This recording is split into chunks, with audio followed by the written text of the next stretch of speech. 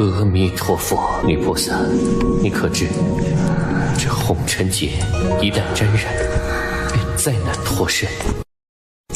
脱身？圣僧说笑了，是你甘之如饴，还是我手段太妙？你这是亵渎神佛！神佛若真慈悲，怎会舍得让你我错过这人间极乐？明日我便加入太师府，而你……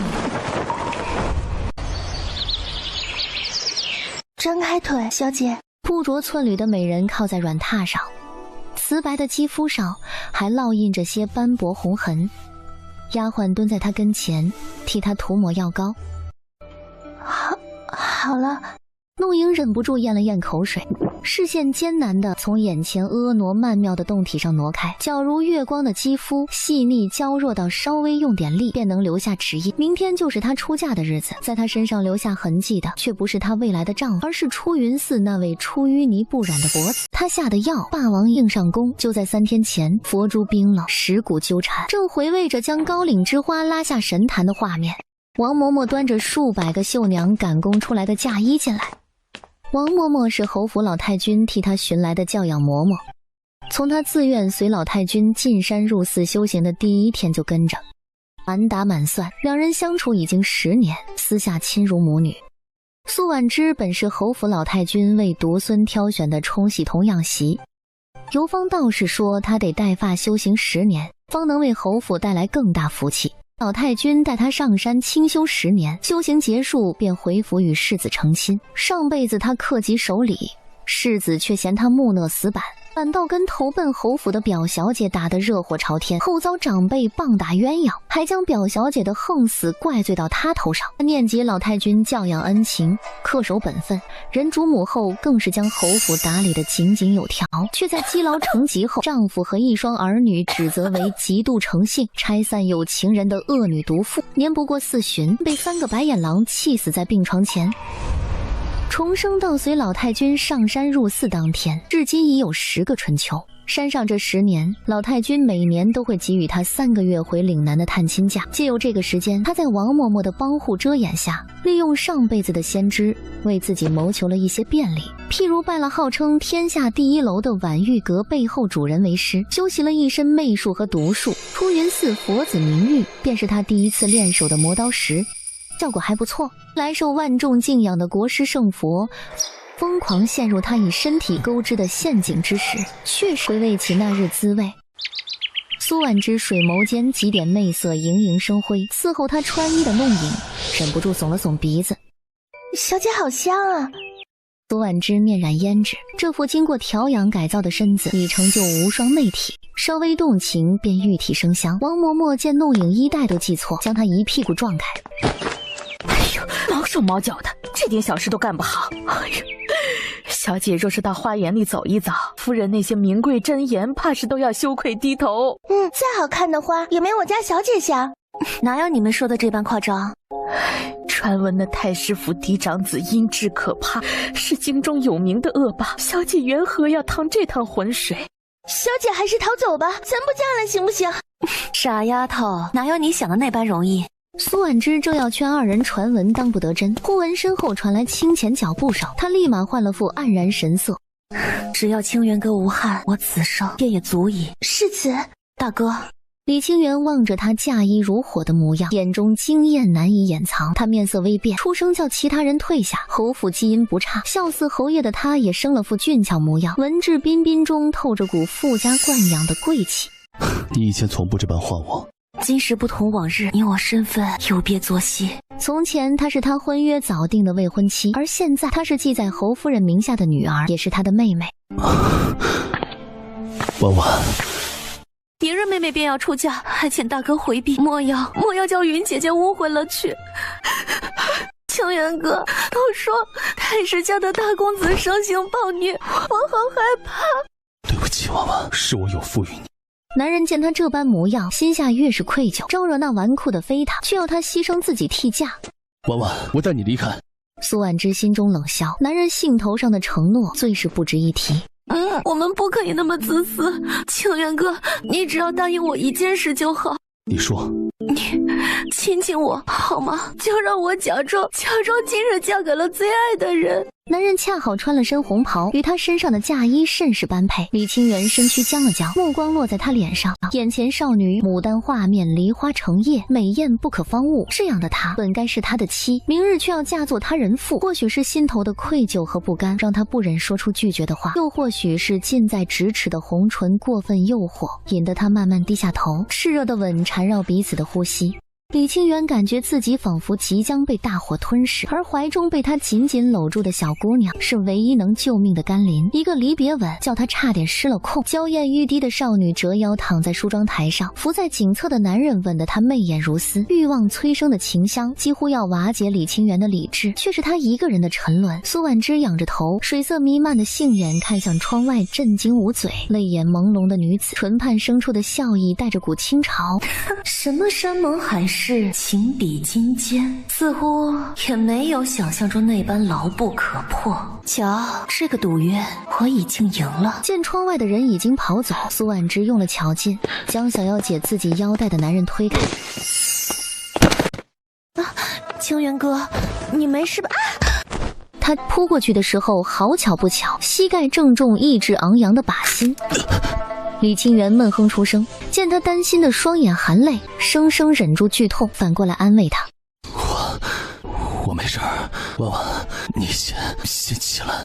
少女身上的幽香闯入鼻翼，迷情乱吻的记忆又被勾起，欲火下沉，更让才遭重击的伤处像又撒上了盐巴。她跟煮熟的虾一样蜷缩着身体，俊脸也因痛苦胀成猪肝色。面对女孩的关心，还得勉强扯出笑脸。苏婉之假模假样揉着眼睛，在他身侧：对不起，清源哥，都怪我老是笨手笨脚的，什么都做不好。这样的我永远也比不上云姐姐。婉婉，别妄自菲薄，你也很好，只是……我都知道的，清源哥，你走吧，我谁也不怨。婉婉，大哥回去吧，这样对谁都好。对着这么张脸，别说男人，跟我也迷糊。直白的话叫苏婉之一阵好笑。他亲得那样起劲儿，你可都瞧见了？莫不是要目睹我俩在床上颠鸾倒凤才作数啊？他吻你的时候可有这般用力啊？我跟袁哥哥发乎情止乎礼，才没你想的那般龌龊呢。且等明日便是，届时记得将他嘴捂上。既然他不死心，那自己就再添一把火。这个时候两人还只处在暧昧期，前世也只是因为柳云堂突遭横祸，才叫李清源念念不忘。男人大多都是贱骨头，永远是得不到的最珍贵。那个人很坏，你要不还是跑吧，我们带着袁哥哥一起逃。侯府跟太师府门当户对，我以大小姐的身份嫁过去，将来有享不尽的荣华富贵，为何要逃？谢谢，还有对不起。要不是他太冲动，当街训斥那纨绔，又怎会招来这无妄之灾？把玉佩准备好就行。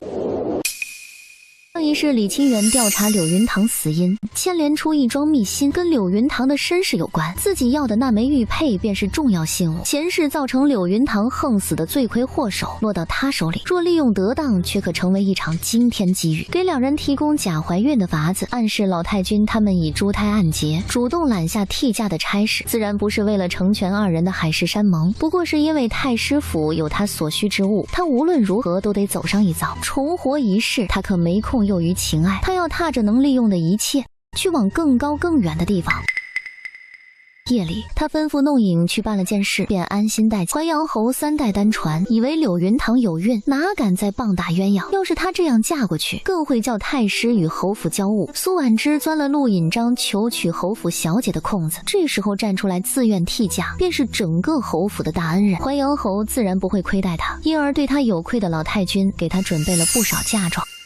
对他的称呼又变回一开始的生疏。李清源自责地捏紧拳头，无声叹了口气，走到外屋门口，听到里头充满委屈的柔声哭泣，他心里仿佛压着块巨石。等他离开西院，屋里的苏婉之立刻换了副表情，一脸冷艳的模样哪有方才的柔弱。他换下嫁衣，坐在梳妆台前，不多时，身后传来一声质问：你就是故意的，对不对？你输了。风风火火闯进来的少女扎着花苞头，鹅蛋脸上嵌着双6元黑瞳，看上去稚嫩得很。苏婉之打量着她，这就是跟李家沾着点亲，不远千里赶来投奔的那位表小姐柳云堂，也是上辈子自己丈夫的早死白月光。对着这么张幼稚的面孔，叫她一时忽略了自己跟对方年岁相仿的事实。柳云堂被他盯得毛骨悚然，搓了搓手臂，差点忘记自己是在跟情敌对峙。你耍诈勾引，这不能说明袁哥哥心里有你，所以不算。婚礼虽因时间紧迫而办得仓促，场面却十分盛大。喜娘说完吉祥词，正要出去，弄影急忙跑来，帮嬷嬷问起缘由。听完后身躯一震，苏婉之脸色未变，无妨，莫要误了吉时。小姐说的是。为了表示对她的重视，老太君也在夫人的搀扶下亲自来送嫁。执起人面上多少有些僵硬，气氛也不大正常。因为太师府前来接亲的并非新郎本人，而是二公子身穿红袍替兄接亲，这在大雍皇城可是头一遭。对方用的是大公子受伤无法亲自骑马到场的理由，话说的冠冕堂皇，侯府也无可奈何。丫头，侯府一直都是你的家。我会想念祖母的，还有父亲、母亲和大哥。李清源以兄长身份背他出门入教，男人面色憔悴，似一夜未眠，布满疲惫的眼里满是挣扎。不过10多米的距离，却一步一步走了许久。坐上轿子的那一刻，搂住他脖子的苏婉之慢慢松开手，有冤了，哥哥。直到临近对语动身，站在原地的李清源仍是一脸恍惚。婉婉，这是要抢婚？哎呦！可新娘子不是誓死的亲妹妹吗？他如梦初醒，忽然健步如飞追了过去，拦在花轿前。侯府众人满面惊骇，场面霎时间乱了起来。李清满脑子都是苏婉之的那声甭别了，以及昨夜从丫鬟手中截下的绝笔信。弄影抱到后院要拿去烧毁的是10张绘制着她容貌的画像和一本记录着少女心事的日志，洋洋洒洒写尽了女孩对她的爱慕。从在岭南被选中成为她的小新娘，到寺院清修10年，无时无刻不把她当做自己的丈夫看待。随祖母侍奉佛祖的每一个瞬间，也都在期盼着她平安顺遂。而她每年去看望祖母的日子，便是少女最欢喜的时刻。看着上面的字迹从凌乱到娟秀，李清源可以想象到女孩为了配得上自己而努力吃透知识、学习礼仪的模样。默默无闻的感情摆到眼前，满满当当都是对她的恋慕。可他呢，嫌弃女孩教条固化下的知书达理，觉得她与京都那些闺秀相差无几，而被另一个女孩的鲜活俏皮所吸引。沉甸甸的爱意压得李清源心头一颤，这份嫁不了他，宁愿死也要为他手结的绝笔信调出来时，更将他内心深处的愧疚无限放大。汹涌而来的情绪压得他一夜难眠，今日的锣鼓喧天也吵不醒他思绪的繁杂。直到耳畔传来的绝望轻语，蓦地将他从失魂状态中剥离。这一瞬间，他丢掉了理智，义无反顾冲过来拦住了刚出发的花轿。他觉得这是在拯救爱他如命的女孩，内心甚至在为自己当众拦轿的英雄壮举自豪，完全无视了围观百姓云里雾里对这出闹剧的指指点点。我不能嫁给他。这是要当众抢婚？那是世子吧？拦住自个儿妹妹的花轿作甚呐？哎呀，胡闹啊！还不快将那个逆子拿回来！侯府家丁一拥而上，柳云堂也泪汪汪。李清源抱歉地看向他，奋力挣扎。我不能让婉婉嫁给那个纨绔，她会死。柳云堂这才想起苏婉之的警告，生怕他会当众说出什么惊世骇俗的话。苏婉之全程待在花轿，若要在这时露面，只会坐实一些不好的猜测。请大哥放心，妹妹此行定会顺遂安宁。一句话将李清源的行为归咎成哥哥对妹妹的关心，也叫男人明白他不会自寻短见。兄妹俩一块儿长大，这感情啊非同一般。人之常情，家兄在此也会理解。他挥手示意队伍启程。浑浑噩噩的李清源被抬进府邸。孽障，你可知错？祖母，我只是想救婉婉。老太君手里的拐杖狠狠敲在他背上，心疼的侯夫人只掉眼泪，却不敢上前阻止。你是在害他！你当众闹事，你这家族的脸面与何地呀？你又指婉之丫头的贵誉与何地？看司堂上家法！柳云堂心疼不已，跪下求情。谁敢劝一起发？此时苏婉之的花轿已停在太师府正门外，哪里知道李清源被抽得屁股开花的事儿？但男人这般不计后果当众闹事，他昨日故意跌倒时下的药可占了大半功劳。毕竟那药对侵扰神智有着奇效。他身体前倾，小心迈出一只脚，与眼前朝自己伸出手的男人四目相对时，苏婉之没有忽略对方眼里一闪而过的惊艳。面容稍显稚嫩的少年，具有一双多情的桃花眼，面珠唇，嘴角天然上翘。眼前人是该称呼为小叔子的太师府二公子陆宁澈。没见过丈夫面的他全当不知，羞涩将手放进少年温热的大掌。夫君。陆宁澈喉结轻滚，脸眸时耳根泛红，牵着苏婉之的手并未收拢，虚虚抬着。他不过是答应父亲接下了替卧床不便的兄长迎亲的差事，却在这带着料峭寒意的清晨被灌了口绵柔的春风。将来或许也会像今日这一般，娶回一个柔柔晃我夫君的美丽妻子吧。无需紧张。多谢夫君。二人来到喜堂，太师上了主座，默默胡子声音不怒自威。仪式开始。明显是要陆宁澈替兄拜堂。陆宁澈脸色微变，刚要说这与理不合，又不得不在母亲警告的目光中妥协。迎亲仪式上有说法，可哪有连拜堂都一并代替的？那陆引章可是不能人道的天烟，难不成这洞房也由小叔子身体力行？他一时分不清这老太师究竟是想给他和侯府一个下马威，还是另有深意，没再多想。一拜天地。主持仪式的管家硬着头皮唱念，二人跟着照做。夫妻对拜时还撞了下脑袋。拜堂结束后，苏婉之被带到新房，弄影作为她的陪嫁丫鬟守在门外。夜更深了些，凌乱脚步声后传来男人暴躁的怒斥：“去把陆宁澈那小子给本少叫过来。”这是正主来了。苏婉之嘴角勾起一抹笑，她安静坐在床上，等着看好戏，仿佛自己并非主角之一。有一会儿，陆宁澈皱着眉进屋。这亲也结了，堂也拜了，人也齐了，弟弟不妨留下来配合为兄来场三人行。夫君，他是谁？两男一女三个人的新房，气氛霎时剑拔弩张。兄弟二人齐齐一愣，两人样貌有几分相似，尤其是那双桃花眼，宛若一个模子里刻出。只陆引章到底年长2岁，显得要成熟些，眉清目秀。他此时挂着讥诮表情，微下脸的眼角透着股阴郁，视线飘向苏婉之，眸中划过一抹惊愕。怎么是你？那个女人呢？这不知大哥何意。她是大哥明媒正娶的妻子，淮阳侯府千金。陆引章坐在轮椅上，双腿确实跟太师府给的消息一样不良于行。苏婉之想起拜堂前的那声惨叫，不禁怀疑他的腿是被太师打断。陆引章当街被骂，打着报复柳云堂的主意要娶她为妾。除此之外，约莫也是想借此让外界关于她是天烟的传言不攻自破。但侯府已经给出了态度，嫁的是他这个已记在主母名下的千金，而非远房表小姐。这件事就变成了两族联姻的大事，自然容不得陆引章胡闹。所以陆引章故意要在拜堂时给他下马威，被暴脾气的太师打断腿也不出奇。苏婉之目光在两人间徘徊，她名义上嫁的是哥哥，接亲拜堂的却是弟弟，倒像是一女嫁二夫。她杏眼圆睁，快步走向陆宁澈。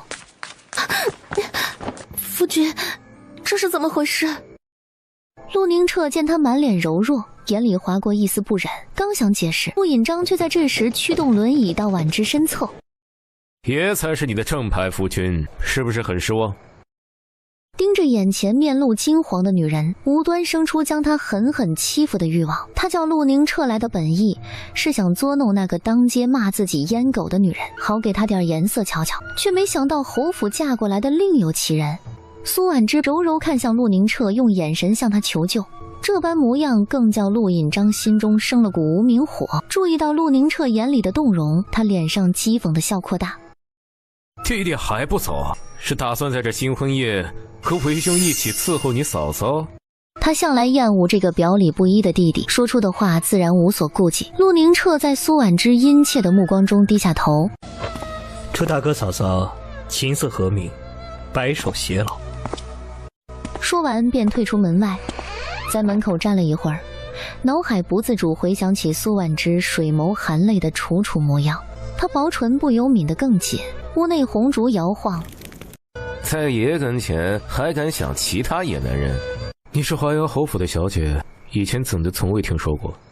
他本想在众目睽睽下买个卖身葬父的丫头进府，来摧毁那些他不能人道的消息，谁知半路杀出个程咬金，事后让人粗略一打听，才知得罪自己的是淮阳侯府的小姐。为了将那丫头弄回来折磨，好报他口无遮拦之仇，他想也没想就去侯府下了聘。回家他就被打了一顿，后续便是由老头子收拾烂摊子。如今倒好，竟整成了轰轰烈烈的两族联姻。苏婉之眸光闪了闪。妾身随祖母在出云寺清修10年，归家才得知太师府下聘的消息。她虽是李清源的童养媳，但两人间的婚约也只有侯府的人知晓，并未外传。陆引章经他一说就知闹了个乌龙，见他委屈落泪，心里无端烦躁。爷的腿受伤了，老头子才安排宁彻替兄接亲。啊，原来是这样啊！陆引章桃花眼上撩，见他怯怯含羞的神色，悟得生出逗弄心思。今夜既是洞房花烛之际，你便该知道接下来要做些什么。他搂着女孩纤细的腰往自己身上压了压，坐在他腿上的苏婉之在他的力道下上半身径直扑进他胸膛，男人大掌在他腰后缓缓摩挲。这么迫不及待的投怀送抱，嗓音里带着欠扁的刻薄味儿。苏婉之忍住将他毒牙的冲动，粉面飞染胭脂。陆引章扣住他后脑勺，封住他的唇，轻轻一咬后，迫使他张开嘴。掠夺的气息在他口腔扫荡，男人饶有兴味地瞧着他被亲得七荤八素的模样，直到发现他差点将自己憋晕过去，才意犹未尽地松开他。忽然觉得阴差阳错娶回这么个媳妇儿，似乎也不错。苏婉之脱力伏在他紧窝喘息。夫君，我不会，嬷嬷没教这个。这般姿态更是诱人，惹得陆引章心间一荡，好似冒着火，可身下却不管用，叫他整个人愈发阴质暴躁。不会，那就跟为夫学。夫君，你还没跟妾身喝合卺酒。莹润眸子直视过来，娇气中又透着丝倔强。纯情者面前妩媚示人，风流者跟前彰显青涩，是拿捏人心的最好手段。陆引章没再强迫他，给了他起身的自由。他去桌旁端了酒，唯止不着痕迹在杯中轻触。夫君，将酒一饮而尽。陆引章好整以暇地看着他，等着他的下一步动作。就见刚还低垂着头不敢看他的女孩脱去外袍后，只着肚兜小衣和亵裤，便上前蹲在他脚边，让妾身来伺候夫君。爷的腿因为你被老头子打断了，你要如何做？外面的传言没错，他确实是天阉，这是他一生的耻辱，所以他有意借断腿一事来逃避这洞房花烛。苏婉之表面一副柔弱样，直起身就将他抱到床上。那嬷嬷说一葫芦花瓢就行。新婚夜哪有叫他独守空房的道理？不然明儿个漫天飞的准是他不受宠的消息。男人嘛，就算3条腿都断了，不还有手能满足消遣？陆引章还没从他以柔弱之躯将自己一个大男人轻松抱起的震惊中回神，就瞧见递到眼前的册子上赤裸裸的封面。夫君身体不便，就由妾身来服侍。苏婉之轻咬下唇望着他，面上潮红未退，口中说着大胆的话，却紧张到搅弄手指。深深呼吸一口，他鼓足勇气伸手摸到男人的腰带，微微颤抖着手将其扯开。原本平静的陆引章脸色一变，用力拂开他的手。滚，不准碰饮！像被踩到痛脚的猫一样，不然就炸了毛。刚才亲他起劲的时候，可没见这家伙顾虑自己不行，他面上继续保持娇羞，将坐着的男人推倒。嬷嬷说洞房夜让夫君舒服了，日子才能长久。你这女人就这般饥渴，竟连羞耻都不顾了。你凶我！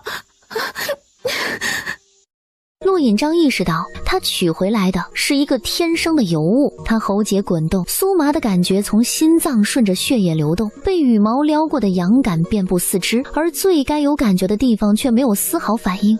别让爷说第2遍，滚下去！新婚夜若遭夫君厌弃，妾身情何以堪？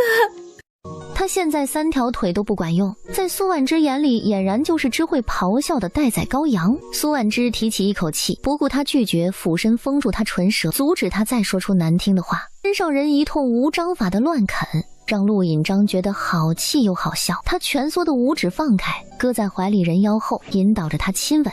眼见时间差不多，苏婉之的手顺着他胸膛下滑。男人除了一张好看的脸外，身材也不错，可惜该起来的起不来。正当时，抱着他吻得如痴如醉的陆引章蓦地一顿，眼里流露出兴奋，将他搂得更紧。片刻后复归平静，他看婉之的眼神却染上炙热和疯狂。溺水已久的人，一旦抓住救命浮木，就绝不可能松手。他的病药王谷那般权威的地方都无药可医，眼前人却让他见到了希望。这说明什么？说明他跟娘子是良缘天定，注定要一辈子锁在一起。娘子，我的娘子。陆引章吻得更加投入，刚还叫嚣着要他滚的男人，此刻亲昵地唤着他。苏婉之眼里划过一抹得逞笑意。喝合卺酒的时候，他悄悄往里头加了点东西。陆引章是胎中带毒，导致成了天烟。积年累月之下，神仙来了也难治，却可利用以毒攻毒的法子，刺激某个地方有片刻的感知，如此便能让男人将他当成能治愈自己的良药。他手往下伸去时，陆引章弓着身体，明显有躲避动作。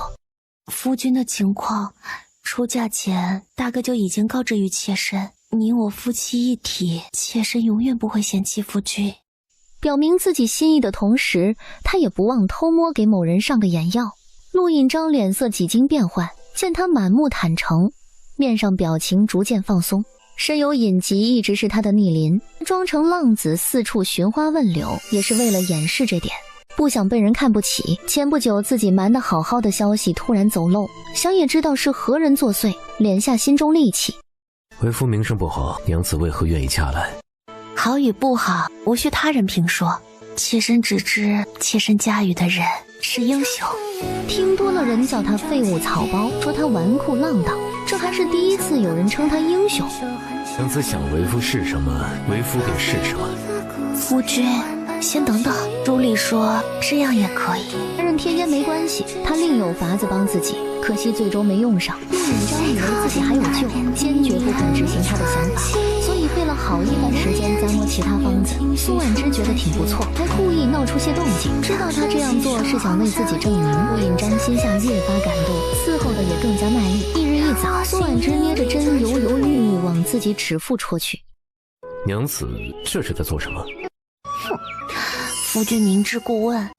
调戏。陆引章轻笑了声，从他手里抢过针，扎开自己食指，将血挤了滴在雪白的帕子上。没过多久，就有人来取这好事吧。该去给婆母敬茶了。那个女人不配。苏婉之眼珠微转，这太师府似乎也没表面看起来和谐，他不过是去敬茶问安，男人却笃定他会受欺负般硬要跟着。本以为对方不好相与，婆媳关系处理起来会有些棘手，然而真正见着人后，却叫他觉得十分奇怪。太师陆鹤是3朝元老，大儿子陆相亲在翰林院当差，混了个不高不低五品文职；二女儿陆婉月乃前朝废太子妃，死于宫变之际，而当今皇后陆婉柔则是陆婉月的同胞妹妹，其中说不定就有一出李代桃僵的好戏。当然，这般猜测的不止婉之一人，有这种想法的人很多，只是没人敢摊到明面上而已。陆引章是陆相亲原配所生，陆夫人因难产而亡，他死后陆相亲并未再娶续弦，只抬了原先的通房为姨娘，也就是陆宁彻生母。除此之外，府中再无其他女子。陆相亲对原配的深情，因而曾被传为一时佳话。苏婉之却对此不以为然，真是深情，又怎会在妻子死后的第2年就再抬姨娘，并允许其为自己诞下一子？陆宁彻今年10有8，比陆引章也才小2岁。这么看，陆二夫人才像是陆相亲的真爱，只是因为身份低微而不足以被抬为主母。如此一来，陆引章对他的排斥和厌恶也就有了解释。苏婉之甚至脑补出了后娘上位毒死主母，捧杀原配嫡子的好戏。陆引章不就是由于胎体带毒才成的天烟吗？陆引章是嫡子，按理来说他无需向二夫人敬茶，但太师府也无女主人，二夫人虽无主母之名，却管长家之事，若是将其一边晾着，反倒衬得他这新媳妇不懂事。陆引章偏头看向他，见他低头不语，以为是在紧张。放心，有爷罩着，那女人不敢对你怎么样。有夫君在，其实什么都不怕。男人撇过脸不再看他，耳面微红，桃花眼昂扬着愉悦。苏婉之很快见到了这位不轻易在人前露面的二夫人孟月。眼前的妇人一身素衣，她容貌属婉约柔美那一挂，最为独特的却是眉眼间那股子坚毅。双华居燃着熟悉的檀香，该是专程从寺里请回。进门前，苏婉之还发现旁边有座小佛堂，看得出来他是个信佛之人。婉之见过二娘。你不必跪他。尹章说的对，你不必如此多礼。太师府没那么多规矩，把这儿当自己家就好。他主动开口，留二人一同用早膳。陆引章正要拒绝，苏婉之抢先答应：“麻烦二娘了。”说完，看向男人，冲他眨眨眼。陆引章动了动唇，没说什么，只将轮椅靠他更近。尹章伤科好些了，不劳姨娘费心。陆引章态度冷漠，刻意加重的称呼像是在提醒他的身份。苏婉之没有在两人之间斡旋的意思，只当未察觉里面的机锋，装出柔弱好拿捏的样子。只让他奇怪的是，陆引章进门后就跟吃了炮仗一样，对孟月多有厌恶，而孟月自始至终都保持一副谦卑样，既没有一飞冲天后的恃宠而骄，也没半点仗着陆父后院只有自己的盛气凌人，反倒对陆引章这个前主母留下的嫡子多有尊敬，生怕惹怒了他一般。这般谨小慎微的模样，让人很难将他与毒杀原配一事挂钩。又完善，孟月甚至主动将库房钥匙交给了他。你既已嫁给大少爷，便是府中未来主母，这钥匙我代为保管多年，如今也算是卸下一个担子。二娘，这如何使得？姨娘让你拿着便拿着，何况她本就该属于娘子，搁在身份上不了台面的人手里，只会叫她染上污秽。他又毒舌地补充了一句，正要说话的孟月脸色一白，勉强扯开笑容：“收着吧。谢过二娘，长家之事，儿媳还要向二娘取经，日后多有叨扰，还请二娘莫要见怪。”离开双花居，夫君是不是对二娘有什么误会啊？你想替她鸣不平，不要被那女人的伪善欺骗了。画猫画虎画不着骨，她可不是什么好人。夫君是画虎画皮难画骨。爷这是怕你不懂，才找了个更通俗易懂的词儿。夫君说什么都是对的。看出他的敷衍，陆引章勾住他后颈，在他唇上咬了一口。还有陆宁澈那家伙，以后也远着些，否则被吃的连渣都不剩的时候，休怪爷没提醒你。苏婉之乖乖应声，心中暗笑，被吃的连渣都不剩的，还不一定是谁。他刚直起身，背后冷不丁传来一声：“大哥，嫂嫂。”陆宁澈一样也是桃花眼，却少了陆引章的傲气。他年纪不大，身上却没什么少年气，取而代之的是沉稳和老练。陆引章丝毫没有说人坏话被抓包的窘迫，高高抬着下巴，拿捏着惯有的跋扈姿态。苏婉之面若流霞，以锦帕擦了擦刚被咬了一口的唇。陆宁澈视线不自觉在他艳红的唇上停留片刻，侧过身让二人先行。苏婉之推着轮椅与他擦肩而过，匆忙塞进袖中的锦帕兀地飘落。陆宁澈将帕子捡起，锦帕绣着一株白栀子，上面还残留着小片嫣红的唇脂痕迹。许是刚才从跟前飘过的清香，让他不自觉回忆起昨日二人拜堂的一幕，不由愣了愣神。再想将东西归还时，人却已绕过直廊。陆宁澈收拢掌心，嘴角似笑非笑微微掀起，将帕子放入衣襟后直奔双华居。苏婉之将库房钥匙放进装匣，回忆起孟月神色，眸底掠过深思。高门宅院里浸淫多年的人，拿捏人心的手段层出不穷。孟月此举是故意向他抛来橄榄枝示好，还是以退为进，暂且不得而知。防一手总归不会错。扶了扶袖口，才想起随身丝帕被自己丢给了陆宁澈，已过去一天，仍不见少年身影。他不禁感慨，这人倒是沉得住气。陆引章说陆宁澈不是好东西，叫他远着点儿。正巧他也不是什么好人。小姐，您让奴婢打听的事打听清楚了。你说宋嬷嬷拿了好丝帕，一出咱们这兰院就直奔老太爷那，出来时一脸欢喜，显然是领了赏钱。苏婉之面上闪过惊诧，此事按规矩该孟月过问才是，怎么也轮不到太师这个祖父。奴婢去后厨走了一圈，厨娘这位姑爷炖药膳，说是老太爷特意吩咐的。闲聊后，厨娘感慨起老爷跟谢夫人深厚的感情，说当年夫人难产后，老爷沉浸在悲伤里难以自拔，大少爷便被送到老太爷那，由他亲自教养。见小丫头神色满是感动，去瞧瞧药膳好了没？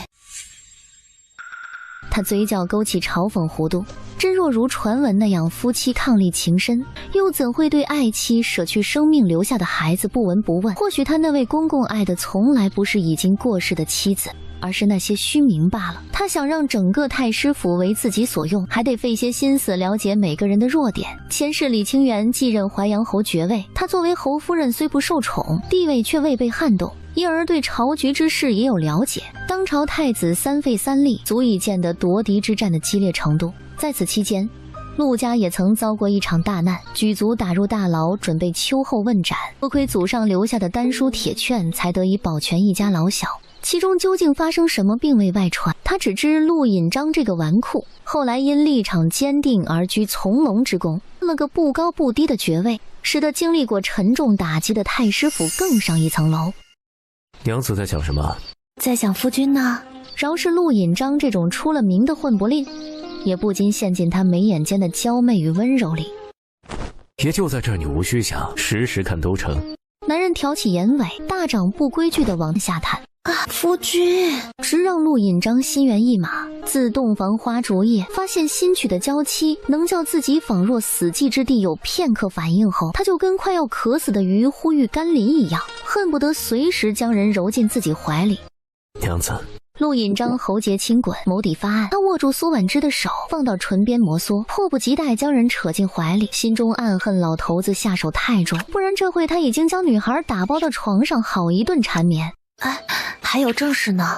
苏婉之用眼神示意门口的弄影进来，我接过药碗，也不需要这东西，都是些滋阳的良药，小补润身。夫君怎能辜负太师一番好意呢？娘子对岐黄也有研究，略懂。陆引章看他时眸中带光，如获至宝般将他拥住。小心药。苏婉之举着药碗，顺势侧坐在他腿上，小腿被打折了，也不影响某人光天化日下抱着他耍流氓。男人随手施力，飞出去的碗稳稳当当落在不远处的桌面，药汁都未渗出一滴。苏婉之杏眼圆睁，小嘴微张，露出诧异愣神的表情。陆引章抬了抬下巴，得意瞧着他，凌唇擦过他侧脸，含住颤巍巍的耳当。对爷来说，娘子便是救命良药，比什么都管用。温热的呼吸扑洒在耳窝，让苏婉之忍不住颤了颤。夫君，不可白日生。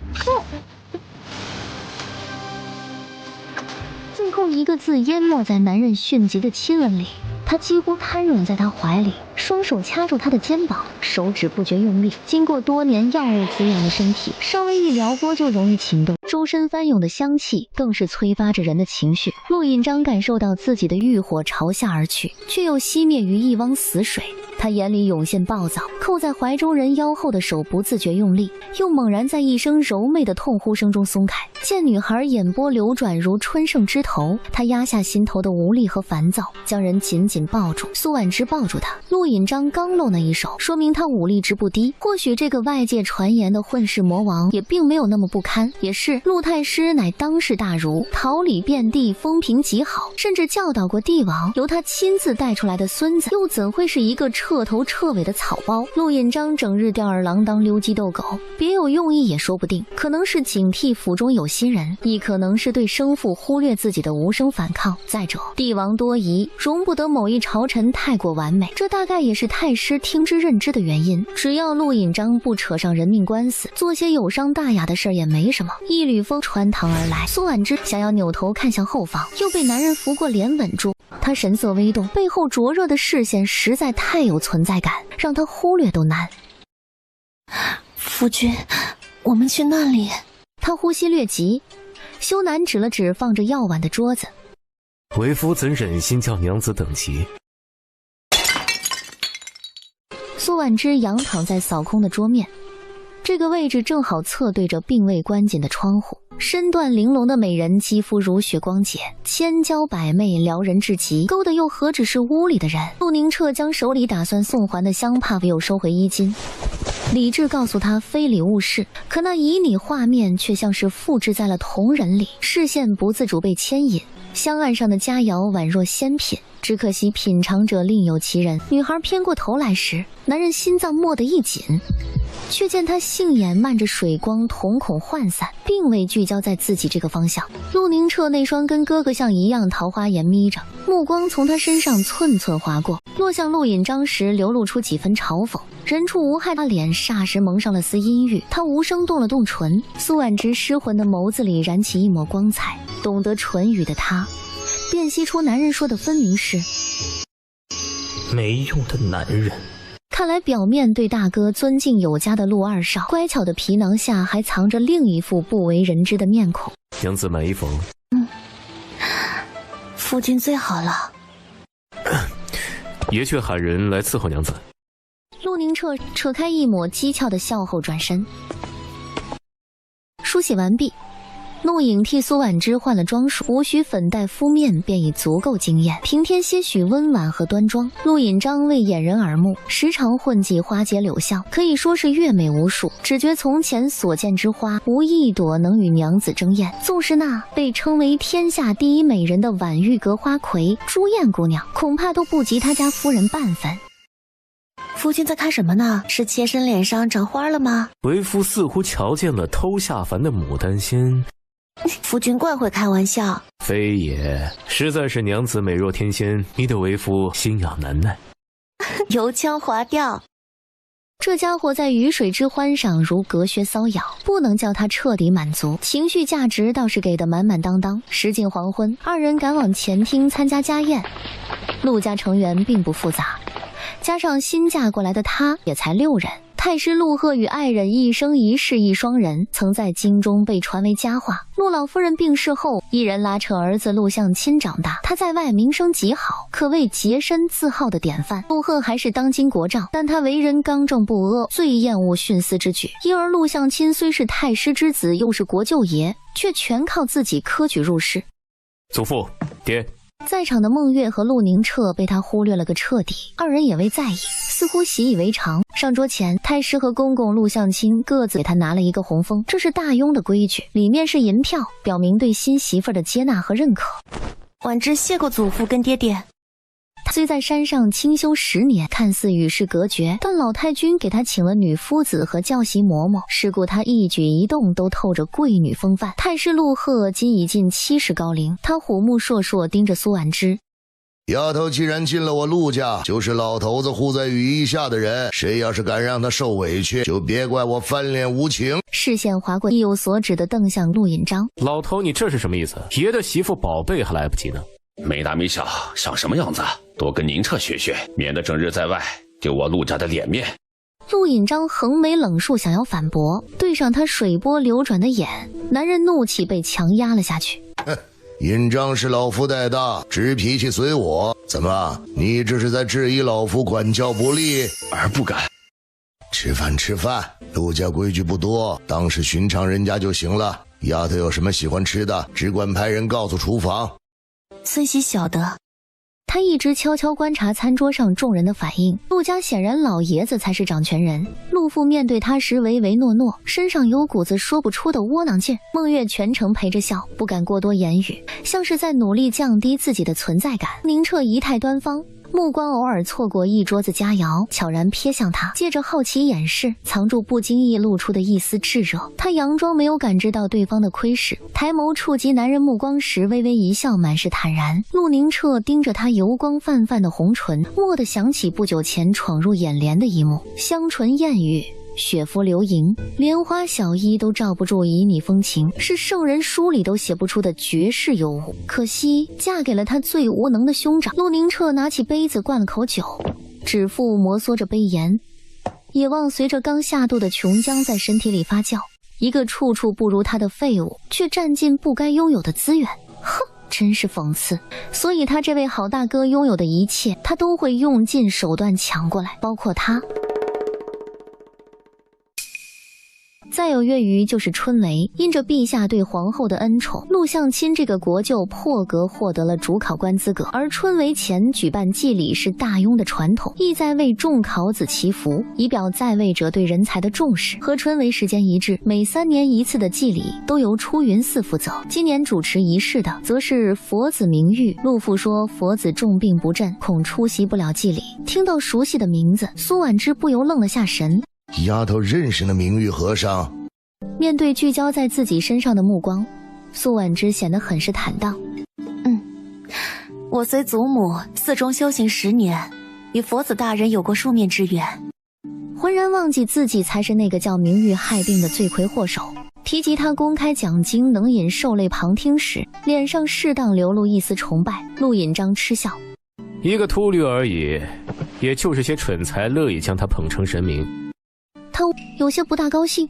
陆相亲眉头皱得能夹死苍蝇，厌恶地看了这个不成器的儿子一眼，顾忌老爷子在场，生生忍住了到嘴的说教：明日便是你夫妻2人回门之日，饭后让引章随你去库房，自取些喜欢的礼物带上，也算是老陆家的一份心意。婉之记住了。他用的是自取，便是已知孟月将库房钥匙交给他的事，说明这府中风吹草动皆瞒不过他老人家耳目。用完膳后，他不经意瞥见斜对面陆宁澈眼里未消的探究，落落大方勾了勾唇。不管陆宁澈对自己是怀疑还是好奇，于他而言都是一个不错的开始。当一个男人对女人产生探寻欲，剩下的事可想而知。按照太师的意思，苏婉之随陆引章一同备了几样礼后，独自回了屋。男人则被老爷子唤去了书房，斜靠在美人榻上，他陷入沉思。大雍重文，因而圣上对每3年一次的会试异常看重，太师德高望重，接连几届试题都由他带头撰写及批改。这种情况下，为了避嫌，也不该由陆相亲担任主考官。父子同堂，真要出了什么岔子，极容易引火烧身。皇帝突然破格提拔陆父，莫非是想要借机敲打陆家？我记得上辈子这场春闱出了重大事故，被称之为大雍有史以来最大的舞弊案，牵连不少官宦贵族。苏婉之额角渗了层薄汗，他捂着跳快了拍的心脏，美眸划过一丝恍然。上辈子的舞弊案由被替了成绩的义甲裴延安激登闻鼓而起，惊动皇帝后，龙颜大怒，命太子亲自调查，撤职查办了不少官员。但他清清楚楚记得，落马的主考官并非陆父。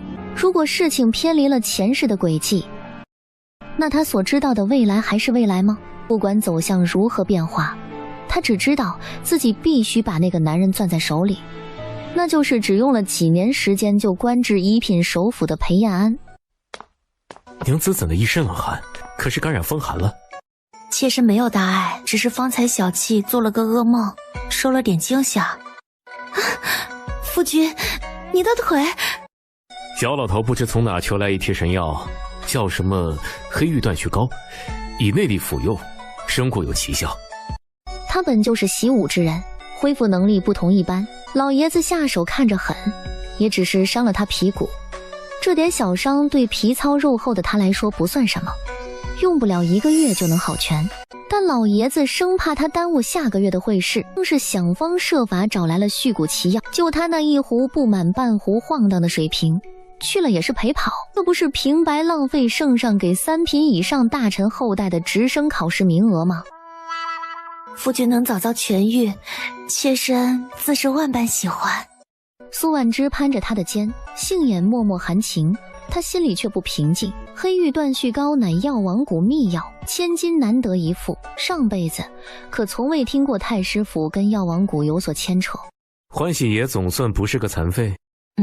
夫君就算是残废，妾身也不会有半点嫌弃。苏婉之软软靠在他怀里，他也不知道哪句话触及了这家伙的敏感神经，分明从他耷拉的眼角里看出了一丝不愉。男人有时候就像情绪多变的小孩，可以迁就，但绝不能叫他觉得自己没有脾气。夫君说那话是觉得妾身有一心不成，真若是如此，昨儿个又何必八抬大轿娶我进门？也是，旁人都说了，夫君指定要娶的侯府小姐并不是我。陆引章忙抱住她，亲亲她的唇。哪儿的话，娘子可是爷的天定姻缘，休听那些烂嘴生疮的东西乱嚼舌根子。肯定是陆宁澈那货见不得他好，故意叫他娘子听到些似是而非的话，见怀里的人闷闷不乐。他原先想问的淮阳侯世子大婚当天兰花轿的事也憋回了嘴里，只觉得是自己名声太差，大舅哥怕妹妹嫁过来受苦受罪，这才闹出了那档子事儿。他还想着明日随媳妇儿回门之际，跟大舅哥好好喝上一番，修补印象，哪知对方看他却是情敌见面，分外眼红。我的好娘子还气着呢，也保证以后再不胡说惹恼你。一言既出8匹马都追不上。两人在美人榻上嬉闹一阵。翌日清晨回门之时，陆引章陪苏婉之前往侯府，趴床养伤的李清源也固执来门口迎他。娘子到了。他整个人显得格外精神，也衬得他本就精致的皮相更加出彩。苏婉之与他相视一笑，便被他打横抱下来，两人并肩而立，荣耀华彩，宛如一对璧人，般配得很。李清源踉跄几步扶着门框，见到的就是这异常刺眼的一幕。老太君一顿家法打得他皮开肉绽，为了让他长记性，还勒令不许请大夫。他卧床整整3天，直到婉之回门，他特意挣扎起身，不顾柳云堂阻拦，换上3天前的那件红袍来见他，视线定格在苏婉之脸上，女孩依旧像盛放的牡丹一样迷人，让李清源不禁想起3天前他小心翼翼揪着自己衣襟，求着他要做一刻夫妻的楚楚模样。而此刻的他正偎在另一个男人身旁，娇羞的笑容也为他人而绽放。李清源心脏一阵抽痛，后背和屁股上的伤也被牵连的泛着火辣辣的疼。从前满心满眼都是自己的女孩，如今已经成了别人的妻。他终究是弄丢了那个在背后默默恋慕了自己10年的女孩。青大哥，婉婉。李清源抬起手想要触碰他，大舅哥。陆引章握住他的手，爽朗出声，上下打量了面前人一眼，身上的衣服撞了色和款，不过撞衫不可怕，谁丑谁尴尬。对方脸色蜡黄，满是憔悴，哪有他风流倜傥英俊潇洒。这样想着，陆引章胸脯挺了挺，嘴角的笑咧得更大。李清源表情一僵，想要收回手，却因被握得太紧无法动弹。他厌怒瞪向陆引章，不想对方在这时候松开，害得他仰面往后倒去。大哥，大舅哥为表欢迎，也不必这般激动。陆引章做出要拉他的样子，往前伸了伸手，见李清源狼狈后退几步，摔了个屁股墩儿，才假模假样过去表示关心。妹妹，他眯着桃花眼，似笑非笑，盯着男人的视线带了些探究。刚才这位世子看他娘子的眼神，分明带着股叫人恶心的黏糊劲儿，哪里是正常的哥哥看妹妹的样子？他虽吊儿郎当了些，却也不是个糊涂的，感知不到对方明显的敌意。李清源本想扶开他，见苏婉之满脸关切的靠近，他抿唇抓住陆引章的手，一股大力朝指骨挤压，几乎要将他整个手掌捏碎。他神色变了变，又不想在婉之面前丢脸，只好强行咬牙忍着。大哥没受伤就好。见到女孩眼里的关心，他身上的疼痛都骤然减轻不少。婉之避开男人眸光，爷的错，没料到大舅哥这般弱不禁风。祖母在等你们。本想忽略陆引章这个碍眼的存在，想到对方的身份，便不情不愿地带上了他。这3天里，他每日都抱着婉之留下的那些书画入睡，从中读取的绵绵情意，好像能缓解身后的鞭伤。就连梦里都是女孩泪眼含情的模样，对原先觉得鲜活有趣的柳云堂也不禁疏远许多。如今见陆引章将本该属于自己的女孩搂在怀里，他心里万般不是滋味。陆引章瞥见他眼中黏糊深情，搂着婉之腰的手收紧。我和娘子怎可叫老太君多等？苏婉之随着他前行，没多看身后的人一眼，只余光扫了扫一旁站了不知多久的柳云堂。少女神色复杂地盯着李清源，捏紧的双手像是憋着股气。苏婉之勾了勾唇，也该拿回她的战利品了。娘子是不是欠为夫一个解释啊？回去后咱们床上说。夫君注意场合。两人相偎相依的亲密身影消失在拐角，而李清源则站在原地望着他们离开的方向，神色里一片落寞。大堂内，老太君说了些体己话，又以长辈的身份敲打了陆引章几句，眼里满是对婉之的疼爱。陆引章完全没有外界所说的嚣张跋扈，表现得谦逊有礼，一口一个祖母，嘴甜得很。午膳后，陆引章被李清源借故叫走。苏婉之回了自己房间，她让弄影和王嬷嬷备了茶点，坐在桌前替自己和对面空座倒了2杯酒。柳云堂进屋后，在他对面落座，不用他开口，主动递上他要的东西，却又在他伸手时捏住玉佩不放。苏婉之也不恼，收回手，淡笑看着他，给我一个你要他的理由。既然是赌注，自然要赢你在意的东西。我最在意的明明是袁哥哥。男人有他值钱吗？柳云堂从他炫目的笑靥中回神，认真想了想，拧着眉摇摇头。苏婉之轻笑出声。说起来你也不亏。是啊，我还要感谢你，让我看清了某人3心2意的本性。可是我好难过呀。难过的是没有永远留在淮阳侯府的理由。你不是他。少女闻言神色大变，满脸警惕。不等苏婉之再次开口，急促的敲门声乍起，弄影面色焦急。不好了，小姐，姑爷跟狮子打起来了。柳云堂眼里的震惊尚未消失，此刻他满脑子都是苏婉之那句你不是他，所以并没有将弄影的话听进去。比起李清源，他更担心的另有其事。一起去瞧瞧吧，云姐姐。柳云堂随着他前往2个男人的战场。2人到花园时，陆引章跟李清源正赤手空拳互搏，没人敢轻易上前拉架，无意中得罪哪个，他们都担待不起这个责任。老太君和淮阳侯夫妇都被惊动。贤婿，这是何意啊？我的元儿。回禀岳父，小婿刚和大哥小酌几杯，大哥一时兴起想切磋一番，小婿也不好拒绝。他一脸无所谓的样子，仿佛刚才将人按在地上摩擦的不是自己一样。身为京中小霸王，他又不是没干过当着人父母面揍人的事儿。淮阳侯嘴角抽了抽，那哪是什么切磋，分明是单方面殴打。元儿还受着伤，你怎敢下如此重的手？兄弟间的一场小比试罢了，何必如此的兴师动众啊？还不快散了去！他笑着命人带陆引章和李清源去换身衣服，那言2句将2人大打出手的事遮掩过去，而后摆摆手让身侧的老嬷嬷带自己回房歇着。侯夫人还想开口要陆引章给个交代，无知蠢妇，先带元儿回去。陆太师3朝元老，名誉天下，又是京城老牌贵族，淮阳侯府表面风光，在陆家面前却还是嫩了点。小辈之间的一点小事，他们长辈若是参与其中，就变成了2个家族的恩怨，闹大了对侯府百害而无一利。大口喘息的李清源却在这时双眼通红的扬起拳头，朝着同样一身红袍的男人撞去。本想侧身躲避的陆引章注意到靠近的婉之，勾起嘴角朝李清源投去得意一笑，不闪不避站在原地，还主动偏头让自己的脸迎上对方的拳头。恢复了些理智的李清源尚在错愕中，就见刚还一脸犯贱样的男人突然捂着脸跑向一边，直到看见婉之，他身体一僵。啊！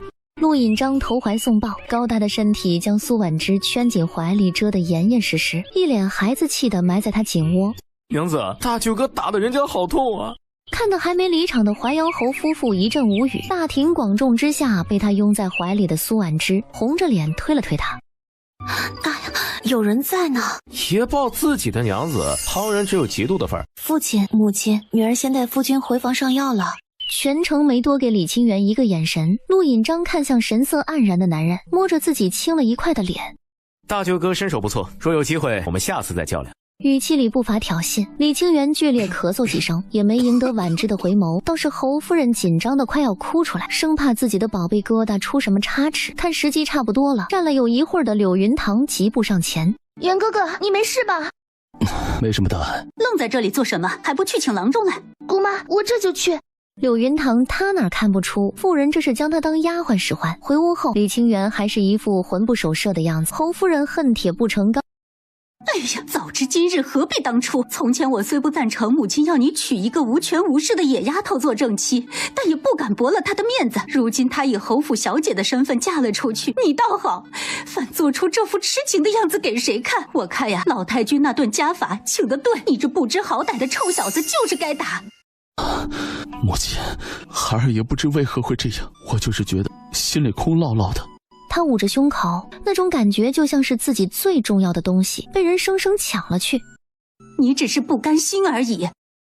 侯夫人叹了口气，到底是自己唯一的儿子，她也不舍过分苛责。男人都是这副德行，永远对得不到的东西执迷不悟，到手了却又不珍惜。就像侯爷年轻时候疯了般想跟外室私奔，他大方地将那些女人迎进了府里，男人反而歇了往外跑的心思。丈夫后院女人再多又如何，照样动摇不了他的主母地位。侯府只会有一个世子，那就是他的儿子。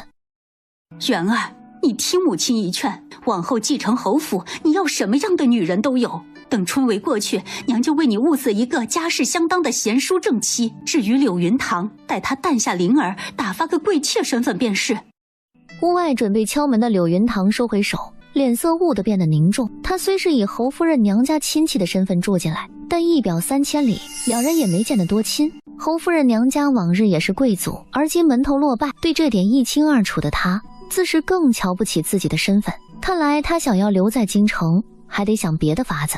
柳云堂转身回了自己房间，从怀中拿出婉之留下的字条，上面赫然写着一行小字：3日后婉玉阁。他将字条烧了个干净，静坐许久。晚膳后，苏婉之跟陆引章回了太师府，才进房间，他便被男人扑倒在床上。为父很想知道娘子的那声哥哥究竟是亲哥哥还是情哥哥。他眯着桃花眼，似笑非笑，语气里的醋意不加掩饰。亲哥哥情哥哥，一字之差，里头的区别可大了去。苏婉之反客为主，趴在男人胸膛。什么亲哥哥情哥哥，妾身只有夫君这个好哥哥。娘子不想说，为父便不做那强人所难的事。他扬起嘴角，笑容未达眼底。苏婉之眉眼低垂，舒尔贴近他，整个人埋进他怀里，吸了吸鼻子，双肩微微颤动。陆引章眸光微闪，娘子莫非是心疼我将那厮给打了？本想安慰的话到嘴边，却跟抹了醋一样，酸得不行，感受到胸膛前一点诗意晕染。娘子，咱们有话好好说，你别哭啊。想他堂堂太师府大公子，横行京都多年，走到哪儿都是被人敬着捧着，何时做过哄人的事？听见女孩小声抽泣，他睫毛焦急地颤了颤，将人使劲搂住，心里更是一阵后悔，恨不得给多嘴的自己一个巴掌。想他名声奇差，京中多少贵女视他如蛇蝎猛兽，他与娘子虽是姻缘错成，但娶回这么个大美人，怎么都是他的幸运，更别提娘子还是能治他隐疾的良药。他们分明就是天择佳偶，何必过多在意其他，徒增隔膜。再说娘子嫁给他之前，随老太君在出云寺修行10年，能跟李清源那个弱不拉几的白斩鸡有什么牵扯？这么想着，他连忙柔声轻哄：娘子的泪把为父的心都给烫伤了，快让为父把娘子的难过尽数吞了去。别闹！天大地大，娘子最大，为父只听娘子的话。世子，他确实并非妾身亲兄长。早料到这一点的他神色如常，婉之的下一句却叫他俊眉骤然收拢。妾身与他婚约早定，出云寺修行10年，在老太君的撮合下，本欲下山随他完婚。他声音平淡，听不出情绪起伏。男人呼吸渐缓，可见心绪不宁。陆引章没有说话，眼中如有风暴聚集，深不见底，一股酸涩掀翻在胸腔里。那等废物何能与他家娘子有娃娃亲？早知如此，他下手该再重些，最好打的那家伙生活不能自理。苏婉之正望着他，夫君若是介意。介意，当然介意。为父介意的是没能早早遇见娘子，反叫白斩鸡捡了个大便宜。夫君，陆引章看似很不着调，实则粗中有细。发现李清源跟他的关系是迟早的事，这件事可大可小。他已挂在侯夫人名下，头顶的侯府小姐身份已是既定事实。知道他与李清源关系的知之甚少，为了保全两家体面，侯府中人也不敢大肆宣扬。但他若有心隐瞒，长此以往，微小的事也能成为导致夫妻2人离心的刺。他暂时可还需借助陆引章妻子的身份行事，与其让男人自己去调查出来，倒不如他自己先行坦白，还能趁此拉近彼此距离。他从淮阳侯落难遭贬谪，岭南大旱横行，李清源忽逢恶疾，老太君买他入府冲喜说起。自那时，我便成了世子的童养媳。第2年，随李家人回京，便与老太君入出云寺修行10年。我与世子见面次数寥寥无几，只听老太君尝到，他会是我未来的天。听他说与李清源没多少交集，陆引章心里的郁气一下子畅快不少。别听那老钱婆瞎说，什么天不天的，还要人供着不成？娘子就是自己的天，晴朗、自由、无拘束。他的话让苏婉之眼睛一亮，脸上的笑容也真切许多。时代对女子向来苛刻，以丈夫为天的说法将她们束缚在穹顶之下。陆引章口中这般难得的理论，他还是头一回听。晴朗、自由、无拘束，或是天下女子的愿景，将来未必不能成真。他不着痕迹地藏起眸中野心。妾身恢复才知，世子已有所爱，二人求我成全，便有了妾身替嫁这事儿。妾身是不是很不讨人喜欢？听出他声音里的迷茫和委屈，陆引章一阵心疼。谁说的？娘子花容月貌，蕙质兰心，为夫可是喜欢的紧，喜欢到恨不得将娘子揉进身体里去融为一体。他脸上挂着邪似的笑，低下头啄了口眼前诱人的红唇。苏婉之羞恼戳了戳他胸膛。不正经。陆引章还想逗逗他，忽的脸色微变，摘下他头上的金簪，往敞开的窗户射了出去。夫君怎么了？是老奴正在为主子备菜。婉之这次回门，特意向老太君讨了王嬷嬷来。太师府的人，他用着到底没自己的人顺手，便也只留了陆颖和王嬷嬷在身边伺候。陆引章警惕的神色松懈下来。吃饭的时候，男人心里盘算起另一件事：李清源那个小鸡仔，婚约在身却另结新欢，明知他陆引章名声不好，还强迫自己的未婚妻替嫁，这不就是逼人入火坑？牺牲女人成全自己的算什么男人？分明就是孬种一个。越想越不忿，他怎么着也得替娘子出了这口恶气。翌日，正要去双华居的婉之，就听闻淮阳侯世子在前往张路书院的途中，被人套麻袋狠狠打了一顿。李清源身上受的家法养了3日，又被陆引章按着教训，看春闱在即，不得不拖着伤体去往书院学习。这下倒好，直接被揍得卧床不起。据说世子是在乡野着得到，还是被好心人用月份车拖进城里的。陆颖在鼻前扇着风，仿佛能闻见什么味儿。王嬷嬷也止不住笑，脸上的皮都不禁松了松。苏婉之只觉得会因这件事保持一天的好心情。她去寻了孟月，刚好与从屋里出来的陆宁澈撞了个满怀。嫂嫂，小心！张虾柳腰纤细不盈一握，他流连轻触，片刻后收回手，客气疏离，退后一步，拉开二人间的距离。织袖中手指悄悄捻了捻，似在回味。苏婉之眸中金色渐消，双手托着手里的糕点。还好有小叔在，不然我今儿的辛苦可就白费了。恰好遇见嫂嫂，看来这口福不浅啊。在苏婉之进屋后，本来要离开的她也跟着踏进了门槛。小芝来了。二娘，您快来尝尝这杏仁糕。孟月拿起一块咬了口，质地细腻，入口即化，甜味在舌尖缓缓扩散。她偏头看向婉之，女孩眼巴巴望着自己，眸光比星子还亮。这丫头身上像是有种吸引人的魅力，叫她一见面就喜欢得紧。若我也有个这般机灵的女儿该有多好，可惜老爷他……想到什么，她眸光暗淡了些。苏婉之一脸紧张。二娘，可是这糕点哪里有问题？她连忙塞了块到嘴里，吞咽后舔了舔唇，感觉甜了些，还有进步空间。孟月见小丫头误会了自己的表情，还煞有其事找出了缺点，这般认真的模样叫人觉得甚是可爱。哪里，小芝心灵手巧，我还是第一次吃到这般美味的点心。二娘喜欢就好，您再试试这个，这是儿媳调制的花果茶，有养颜奇效。大少夫人今儿特地起了个大早，全程亲力亲为，不曾假手于人，只为了博夫人开心。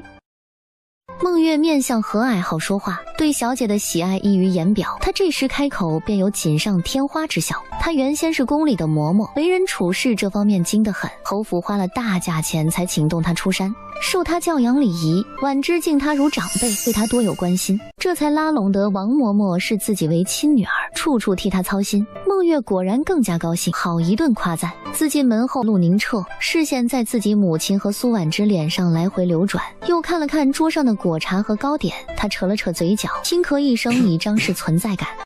彻儿怎会在此？你不是说书院还有些事脱不开身吗？受嫂嫂带来的美味诱惑，便觉得那些俗事都不打紧，明日再办也不迟。你这小子总改不了嘴馋的毛病。往日幼时也是引章吃啥他要啥，直闹得他头疼不已。陆宁澈拈起一块，却没直接吃，而是略显苦恼地皱起眉。苏婉之眨眨眼，望着他无声询问：男人目光转向他捏着糕点的手，这以为嫂嫂手里的似乎要更美味一些。纤细削葱手，白若月光明，泛着点点油光的指甲盖儿，莹润粉嫩，好比那颇有盛名的东珠。由此衬托下，模样看上去平平无奇的杏仁糕，都叫人口舌生津，多了几分禅意。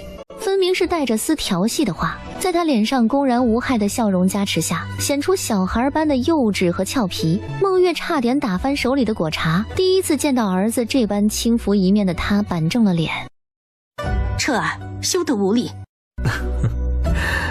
开一个玩笑，嫂嫂不会介意吧？别人手里的总感觉最香，小时候偷吃糖葫芦也是这样。苏婉之轻笑着，大方地将手里的杏仁糕递给他。多大了，还跟智儿一般？还是嫂嫂懂我，这杏仁糕乃岭南特产，嫂嫂也去过那遥远的偏僻之地。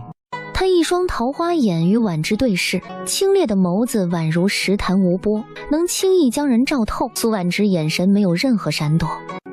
我曾随父母下放岭南，适逢旱年，丢了不少性命。想起当初那场大灾，他沉默低头，抹了抹眼角的泪。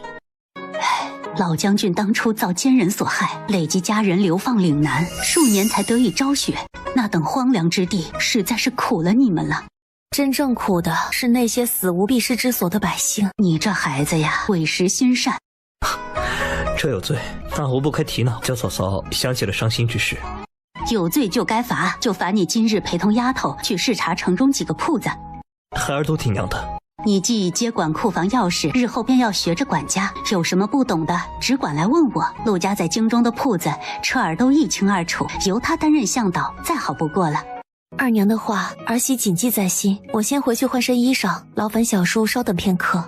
他对陆宁澈说完，带着身后的弄影和王嬷嬷离开。出门后，他看了看自己纤细的手指，想起男人盯过来的灼灼视线，不由挑了挑眉。陆宁澈其人，俨然就是一只披着羊皮的狼，可不能轻易小瞧了去。屋内，孟月看着他离去的窈窕背影，脸上的笑容还没落下。陆宁澈蓦地出声：“母亲很喜欢他。”当然，哎呀，这般灵动的女孩，怎能不招人稀罕呢？你也老大不小，该寻一门亲事了。明儿我就求老爷替你物色几个合适的姑娘。这事孩儿自有分寸，母亲莫要操之过急。彻儿可是有心悦的姑娘了。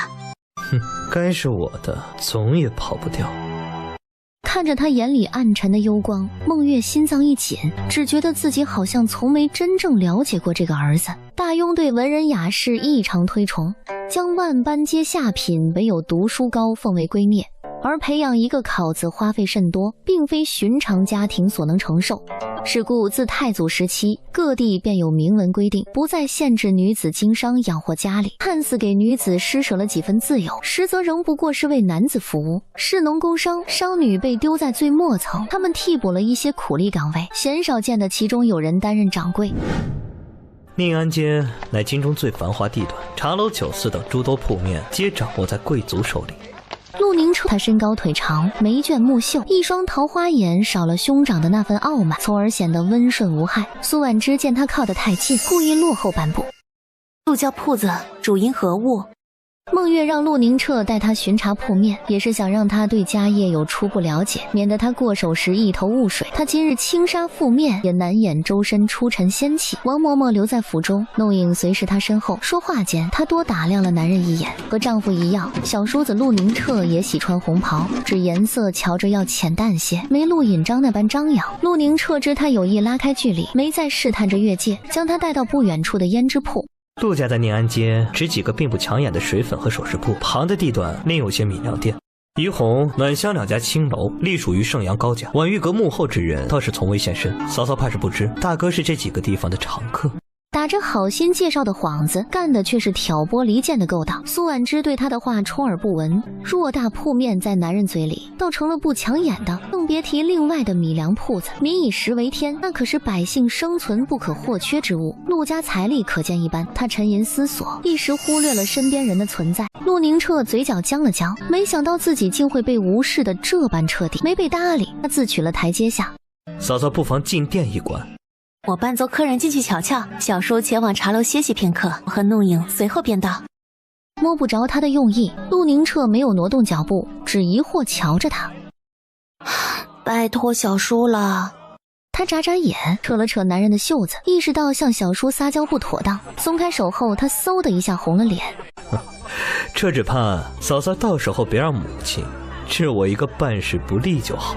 他的主要任务是陪同加保护小嫂嫂的安全，若叫母亲知晓他中途离开，必然少不了责怪。嘴里说着打趣的话，他看苏婉之的目光里多了丝好奇。婉之眉眼弯弯，当然不会。陆宁澈转身后径直去了斜对面的茶楼，观察聚宝斋的动静。回想着苏婉之那张脸，他桃花眼越发深邃。长辈面前的端庄贤惠，丈夫面前的销魂诱人，此时在我面前又是一副灵动稚气的模样。我的好嫂嫂，你似乎总能带给人不一样的惊喜。苏婉之装作顾客进了铺子，店内装潢极尽奢华，红木展柜分区摆放，各式拆花琳琅满目。掌柜正在前头盘账，另有一女三男4名伙计。女子模样平凡，穿着普通，胜在干净，看上去有股子英气劲儿，脸上总挂着的笑很是感染人。苏婉之进店时，女子跟身边年纪不大的男孩正忙着给面前几个客人结算，另外2个年长些的男伙计则在磨洋工。他今天没穿什么绫罗锦缎，就是件不算名贵的素衣。主仆2人跟其他光鲜亮丽的组合比起来，着实逊色不少，以至于进来时并没有第一时间受到接待。2个闲暇的伙计见他直奔返品区，对视一眼，装作整理柜中展品。等后头来了个浑身珠光宝气的客人，立刻抢着起身迎了过去。2人招待1人，分明是看人下碟菜。我呸！狗眼看人低的家伙！小姐，你且等奴婢去撕了他们的皮。啊，乖，再等等。兀自又在展柜前瞧了几眼，正忙着结算的女工发现他们，低声跟旁边打算盘的男孩吩咐几句，那男孩便起身过来问他们需要点什么。想买些正式场合能用得上的，可有推荐？男孩很认真地向他介绍起来，见他听得心不在焉，视线频频朝女工那儿看去。男孩嘿嘿一笑：您也觉得我姐姐很厉害吧？他一脸与有容颜的样子，面容也显出几分可爱。就这会儿功夫，那女子无需拨弄算盘，便给面前的客人结算好。她是你姐姐？如若不是姐姐算学厉害，我还混不到这口饭吃呢。这个还有那个，全都给我包起来。其中有返品亦有上品，总共10来件。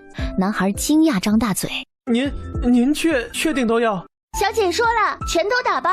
说话间，故意瞥了瞥那2个门缝里看人的伙计，却见话刚落地，2人已恬不知耻地跑过来，舔着脸笑：他是新来的，不懂规矩，不如由我等为小姐您服务。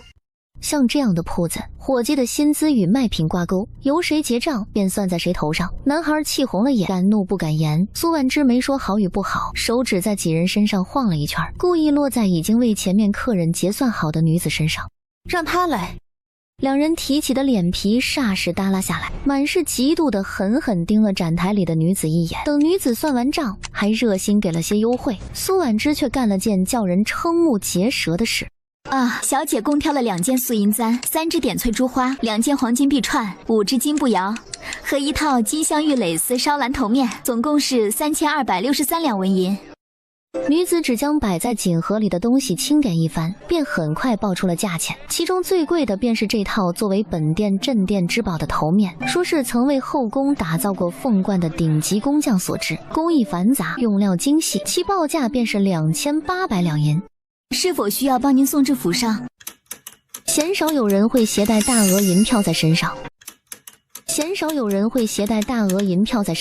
所以这种大单多是问清对方府邸，将东西打包送到府上，一手交钱一手交货。他说话语速不急不缓，配着脸上和善的笑容，让人如沐春风般舒服。待他语毕，飞快拨弄算盘的男孩才停止手里的动作，看着自家姐姐的眼里满载崇拜，分毫不差。都收起来吧，本小姐突然不想要了。女子笑容松了松，但脸色没多大变化，反倒是她身边的男孩急红了脸。你怎么能这样耍人呢？婉之忍不住笑，他是发现了这小家伙一着急就结巴，还好有面纱挡脸，不然他这时候的笑靥看在别人眼里就成了明晃晃的挑衅。原先2个嫉妒到眼红的伙计脸上挂起幸灾乐祸的笑，嘲讽女子白忙活一场。女子保持微笑。还没到钱货两讫的时候，您自然有取消交易的权利。英才，把首饰重新摆回去。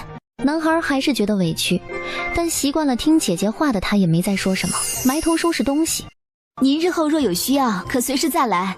女子态度极好的对婉之，苏婉之对她很是满意，多问了句她的名字，才知她名为赵迎福，男孩是他弟弟叫赵迎才，暗自记下两人的名字。婉之正要带着弄影离开，却被另2个伙计拦住了去路。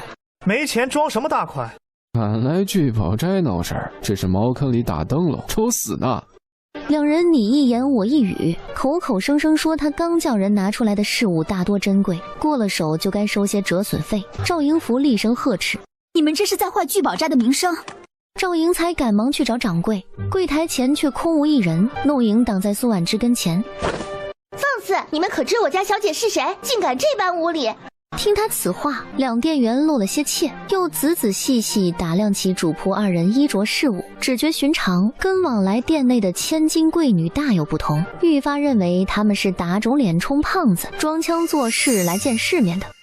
不过是2个寒酸平民，还敢到咱们这儿来闹事，也不想想我们背后的东家是谁？那可是当朝太师。说白了就是店大欺客，你们做这等阿杂事儿，是在败坏太师他老人家的名声。都围在这里做甚呢？客人都不管了。从茅房出来的掌柜走过来，腿许是蹲麻了，还在发颤。掌柜的，是这样的。两人添油加醋，你一言我一语，将过错全推到主仆2人的胡搅蛮缠上。赵迎福立马反驳：聚宝斋的规矩是不可强买强卖，现场论价而非预定。因此，这位小姐反悔取消交易，并无过错。他2人却咄咄相逼，拦住客人去路，强行索要折损费。掌柜看起来对他十分信任，上前给了2个男伙计1人1角。明天就要交账，你快帮我盘对一下，可有错处啊？哎呀，买卖不成仁义在，底下人不懂事儿，连累小姐受惊。金某人再次给您道个歉。他拱手作揖，脚一软，差点倒栽葱摔倒在地，像只翘屁股的豚鼠，有些滑稽。小姐，你看他像不像画本子里的龟丞相？苏婉之轻咳了声，都说伸手不打笑脸人，这掌柜的倒是个会来事的。他突然看向赵迎福：若本小姐不同意息事宁人，你待如何？顾客当先，只要小姐不狮子大开口，一切好说。如若不然，该由官家论断。你很好，也许你更适合来当这个掌柜。一番话既表明了对顾客的尊重，又表示了不卑不亢的态度。真闹到官府，临时反悔破坏交易的他也不会占理。话是对赵迎福说的，他目光却是看向了金掌柜。这家伙仿佛没听出话里的挑拨，还附和地点了点头。临走前，他又丢下一句：皇城根下，须知什么话该说，什么话不该说。仗势欺人，只会给主子招来祸患。出了聚宝斋，他去了茶楼与陆宁澈会合，男人替他倒了杯茶。嫂嫂觉得如何？此行不亏。哦，有何妙哉？小叔可知陆氏旗下产业是否有经营者为女儿身？莫说是陆氏，整个京城都不见女子掌店。哈，当然花街柳巷除外。大庸允许民女从商，各行各业却又抑制她们成长。凡女子掌店者，皆被斥为下九流。可我向来信奉的，只有能者居之。他杏眼亮如明月，浑身犹似散发着别样光彩。陆宁澈以茶代酒，朝他举杯。嫂嫂所言极是。自然，我们这算不算茶逢知己千杯少？如何不算？2人距离悄然拉近。夜里，有关赵家姐弟的简牍已送至他跟前。刚得到掌家权柄的苏婉之，次日便要接见陆氏旗下各大掌柜，这恰恰给了他一个震慑众人的好机会。赵迎福和赵迎才2姐弟父母早亡，2人自小相依为命，吃百家饭长大。后来赵迎福嫁给了同村的张秀才，为让丈夫安心读书，几年来她做小工卖绣火。张秀才不负所望，已是举人。年初聚宝斋招工，他毛遂自荐，凭超凡算学能力得掌柜金元宝慧眼识珠。奴婢还打听到赵迎福的丈夫正备战春闱，就等着一举高中呢。弄影雨涵羡慕，苏婉之撩着眼调侃：咱们弄影啊，日后也定能嫁一个前途无量的夫婿。小姐惯会打趣奴婢。奴婢要一辈子跟在小姐身边，小姐休想甩开奴婢。王嬷嬷将刚从厨房端来的金丝燕窝放在桌前。哎呦，那只妮子又不是狗皮膏药，哪能一直黏着小姐？做小姐的狗皮膏药都是香的。苏婉之翻着让人提前送来的账本，准备挑灯夜战。陆家在京都就有10多家铺子，一年一交，账本堆叠的都快赶上小山高。好在他有上辈子20来年的侯门主母经历，查账方面自有一手。说是一目10行都不为过。原本明天才是定好的交账日，账本皆有2份，一份店内自留，一份派人交由府上，经孟月和账房查点无误后封存。孟月有意让他认一认人，遂令各大掌柜次日登门提前看账本，则是他自己的要求，倒也无需本本细究，只需要查出一个作为典型，就足以杀鸡儆猴。日浮悬空，云沉挂木。苏婉之靠着美人榻，手里的账本换了一本又一本。陆颖坐在一旁圆凳上，哈欠连天。守在外面的王嬷嬷进来，呈上几卷画像。小姐，这是2公子派人送来的。见苏婉之满脸疲倦，她只觉万分心疼。熬夜伤身，不如还是明日再看。就快结束了，母先去休息吧，不然侄儿可要心疼了。私底下，他都是唤王嬷嬷嬷母以示亲近。王嬷嬷感动的眼里泛起泪花，非要陪着他，怎么也不肯先去休息。苏婉之将画像一一摊开，上面竟是陆氏旗下各店铺掌柜的肖像，旁边除了名字，还细心标注了这些人的性格特点。譬如聚宝斋掌柜金元宝，旁边便写着懒而精明，知人善用。也确实如此，不然他也不会在自己离店后就立刻将那2名挑事的店员赶了出去。像是听出了他临走时的话外之意，婉之摸了摸纸上的墨，还是半干状态，说明是刚刚绘制出来。执笔者是谁，无需做他想。陆宁彻其人看似人畜无害，实则擅长伪装。今日此举虽有刻意接近成分，也的确算是帮了他一个大忙。白日短暂，他也只来得及在宁安街那几家铺子转上一转。等他将账本查完，身子刚沾上床铺，外头的光亮就偷摸着进窗泼了一地。老太师接下来1整月都会待在贡院带头出题，公公陆相亲也忙着祭礼的事。陆引章则在回门后就去了张路书院，被老爷子强逼着潜心为接下来的会试做准备。张路书院就在郊区10里坡外的张山上，有第1书院之称，历年会试榜前10大多出自于此。里面贵族精英云集，也不乏寒门中出类拔萃者，当然也包括陆引章这种靠皇帝恩赐名额一举跃进会试门槛的纨绔子弟。陆宁彻年纪不大，却是榜上热门人选，只不知为何主动放弃参加此次春闱，所以偌大的太师府除了一干仆人，也只有2姨娘苏婉之和陆宁彻在。苏婉之没有越剧自行来会客厅见人，而是先去找了孟月。2人走在前头，陆宁彻跟在身后。二娘，您坐。哎，那不合规矩。受完众人拜礼后，他扶着孟月到主座，孟月推辞，反按着他坐下，而后退到一旁副位。陆宁彻立在他斜后方。陆颖和王嬷嬷将婉之分好类的账本摆在桌上。孟月抬手示意各位掌柜自我介绍一下。金掌柜舔着肚子笑起来十分讨喜。小的金元宝是宁安街聚宝斋的掌柜。约莫觉得上手的人眼熟，他多瞧了2眼，欲言又止。陆氏铺子有10多家，但掌柜只有8位。宁安街寸土寸金，坐落在此的铺子都有专门的管事，而其他地方一些相近铺面则多为一人管理2家同类店。这些掌柜为陆家办事数年，个个都是人精，初得知上头权力变更时，不免心怀忐忑。如今一见对方只是个容颜毅力、看起来很好说话的女娃，脑中自入府后就绷着的弦都松了开来。只觉年轻人阅历少，愈发好糊弄。几个人轮番介绍，苏婉之面带微笑，将众人神色纳入眼底。或有如金掌柜一般淡定者，或有慕寒轻蔑不敢显现者，亦有沾沾自喜以为他好拿捏者。他随手拿起一本账本，漫不经心翻阅，在一鼠目长须的中年男子起身开口前，南街米粮铺刘掌柜，我知道你。不知大少夫人有何指教？苏婉之将手中账本丢到他面前。我哪敢指教刘掌柜呀？毕竟像刘掌柜这种善于钻营经做假账的人才，可不可多得啊。他咬中了后面几个字，语调上扬，颇具讽刺。刘掌柜连忙喊冤：小的为陆家鞍前马后，鞠躬尽瘁10余年，怎敢做那阴私之事？还请大少夫人明察。他料定自己做的天衣无缝，不可能有人能在短短1夜的时间里，从那么多账中查出他动了手脚的部分。见他不到黄河心不死，苏婉之指出他账上的几处问题。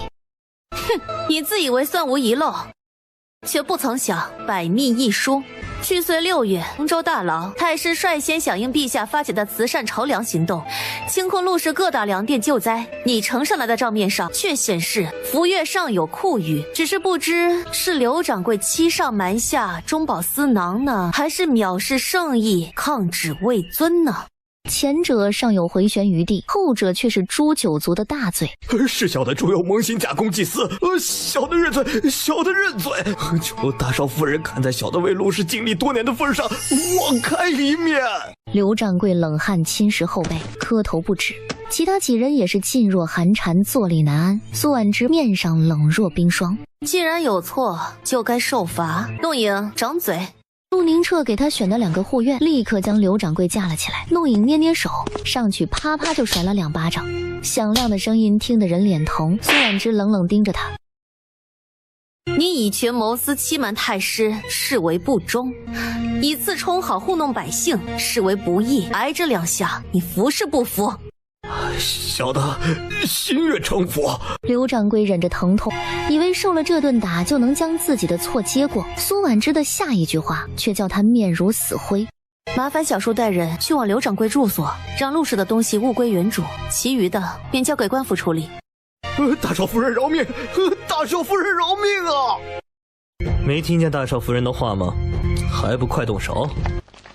等人将哭爹喊娘的刘掌柜拖下去，他又命管家带几个护卫去往刘掌柜住所，自己则继续留在现场。他目光不时落在苏婉之身上，将他以手搓耳的小动作看在眼里，眸中不由渲染几分笑意。感受到他视线的婉之没空理会，睨了眼剩下的几个管事，有人正襟危坐，有人心虚低头，已经用刘掌柜杀鸡儆猴，他也没有再追究他人的意思。剩下那几个小摊的，跟被抓典型的比起来，只是小巫见大巫。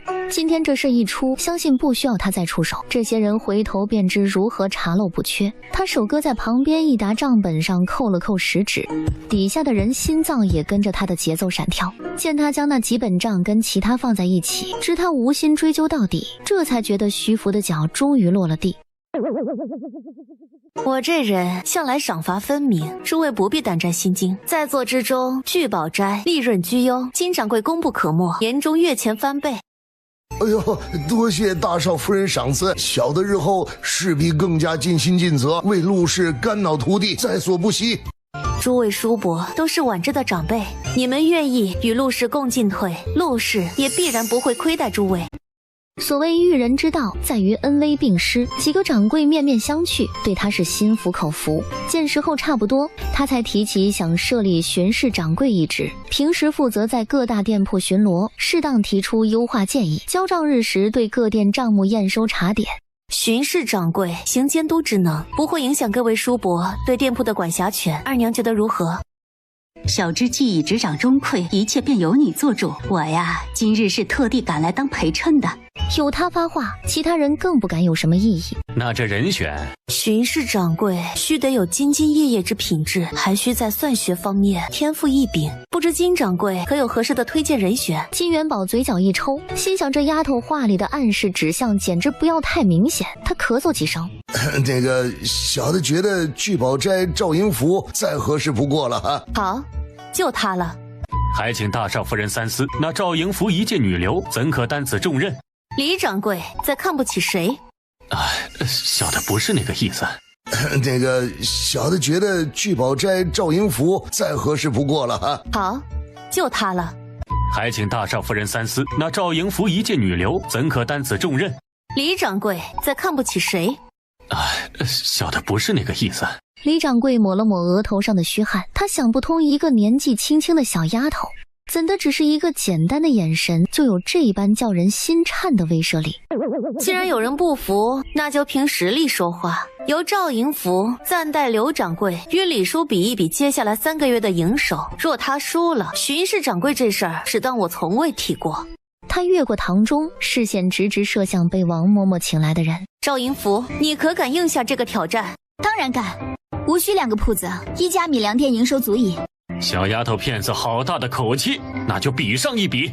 李掌柜那2个铺子在金阙街，地理位置远远不如宁安街，产品单调，铺面狭小，各方面都逊色不少。在他看来，赵迎福说这话完全就是夜郎自大，以卵击石，蠢如肥臀也。苏婉之轻笑，劳烦二娘、小叔以及其他叔伯做个见证，3月后我们再论。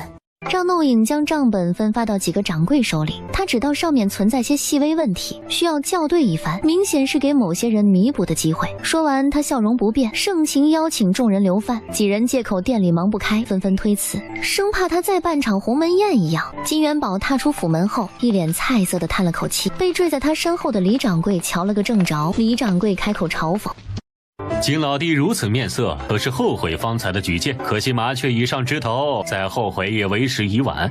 只盼将来，金老弟你不会被昔日看中的人骑断了脖子。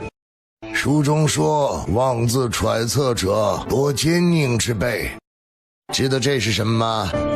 我这是大度能容，容天下难容之事，不像某人小肚鸡肠，一把年纪还跟女娃娃计较。李掌柜梗着脖子，金掌柜一把推开他，摇摇晃晃走远。太师府花园内，多谢大少夫人赏识，赵迎福一定不负所望。谁说女子身上不能有文人风骨？苏婉之便在他身上见到了。你该谢的是你自己，若非能力出众、品质优秀，又如何能入得我眼？赵迎福认真盯着他的眼睛。您是昨日那位小姐？不错，女子亦有鸿鹄志，巾帼何必让须眉？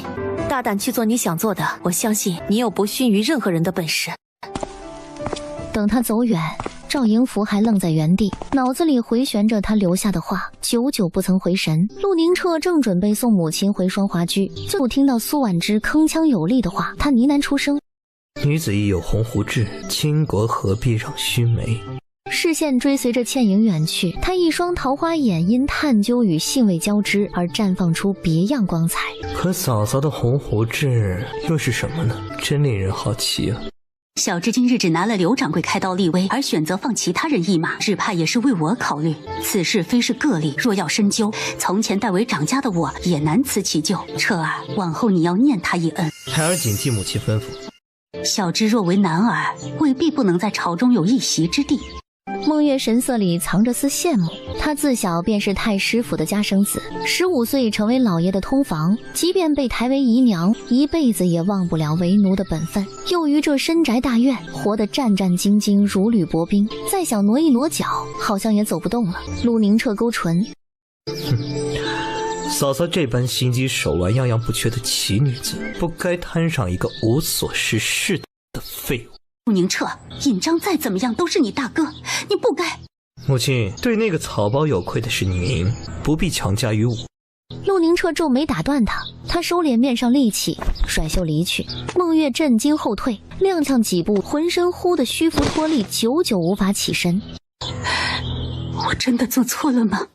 他哆嗦着手，用力到指尖泛白，无尽的悔意和愧疚将他包裹，转化为眼角一滴清泪。苏婉之坐在院里的秋千上，旁边是一树繁叶簇拥，含苞枝头，阴翳垂落，刚好挡住不太刺眼的阳光。旁边石桌摆放着王嬷嬷端来的茶点，弄影顺便念一嘴听来的八卦。管家去搜查刘掌柜家，将他偷摸着想要转移财物的外室抓了个正着，这外室还是同住一巷的寡妇呢。那刘掌柜媳妇不闹吗？可有打起来？抓头发扯衣服，刘家娘子拖着那外室，二人从巷中纠缠到巷尾，围观者数不胜数。然后呢？奴婢还没听完呢，就被嬷嬷喊了回来。你这妮子倒是怨怪秦老身来了。王嬷嬷上前要抓他，弄影小跑2步，回过头扮了个鬼脸，还想跑，就见一身绯红锦衣的陆宁澈站在眼前，他立刻蹲身，王嬷嬷也跟着行礼。老奴参见二公子。陆宁澈抬了抬手，径直走向秋千上一副惬意模样的女子。嫂嫂想知道的后续，这大概知道一些。苏婉之往他身后瞥了一眼，到底是男人挑选来的护院，瞧见原主子进来，就跟摆设一样。小叔挑护院的眼光不行啊，竟懒惰到连人来了都不知向主子通传一声。他坐着没起身，高度比来人矮上大半截，气势却不输半分，眉梢一挑，阴阳怪气。还是说他们瞎了残了，连主子都分不清是谁？嫂嫂不满意，车稍后将他们换了去。多亏车办事不力，还请嫂嫂原谅则个。免了，小叔在这府内手眼通天，我哪敢有半点怨怪。他表情淡然，语调婉转，听不出是讽刺还是暗示。陆宁澈眸光微闪，直起腰站在他身侧，抓着藤索自发替他推秋千。这让嫂嫂不开心，便是扯的不是。他这话听起来是有宠溺。苏婉之眉头紧蹙，给王嬷嬷使了个眼色。王嬷嬷立刻带着弄影退下，院里只剩他和陆宁澈2个人。细碎的阳光错落在海棠枝叶间，跳动的光影在2人身上斑驳，宛如一幅浮光流金的美好画卷。后续呢？万事被打，一怒之下选择鱼死网破，告发刘掌柜暗中放羊高丽。旁边石桌摆放着王嬷嬷端来的茶点，弄影顺便念一嘴听来的八卦。管家去搜查刘掌柜家，将他偷摸着想要转移财物的外室抓了个正着。这外室还是同住一巷的寡妇呢。那刘掌柜媳妇不闹吗？可有打起来？抓头发扯衣服，刘家娘子拖着那外室，2人从巷中纠缠到巷外，围观者数不胜数。然后呢？奴婢还没听完呢，就被嬷嬷喊了回来。你这妮子倒是怨怪请老身来了。苏婉之怔了怔，放羊高丽可不是小事，按大庸律例，轻则有牢狱之灾，重则连坐3族。刘掌柜虽贪，却也不敢妄做这等违法之事，他是另有牵头之人。区区米粮店老板，人为言轻，就算胆大包天，也不一定有相应的门路。请他入局，最大的可能是想借陆家之势。他回过神，才发现自己抓着秋千藤索的手被男人温热的大掌罩住，立刻缩回手起身。他不满地看着对方，气得耳面泛红。陆宁澈倒是无比淡定，仿佛刚才做出孟浪出格行为的不是自己一样。若非婉之知他心思不轨，恐怕都要当他是不小心。人就算心知肚明，也只能装作无事。武烈者的较量，或许从初见就已经开始。不愧是嫂嫂，一语中的。不过是几个旁支宵小，妄揭陆氏阴蔽，如今已被一并送官。你就不怕此事闹大，有损太师府名誉？嫂嫂不必担心，外人只会颂扬陆家大义灭亲。小叔，这是要做什么？嫂嫂不必害怕，这光天化日之下，就算有非分之想，这也不敢对嫂嫂怎样。他面上闪过一抹惊慌，要收回自己的手，却没成功。男女授受不亲，小叔还请自重。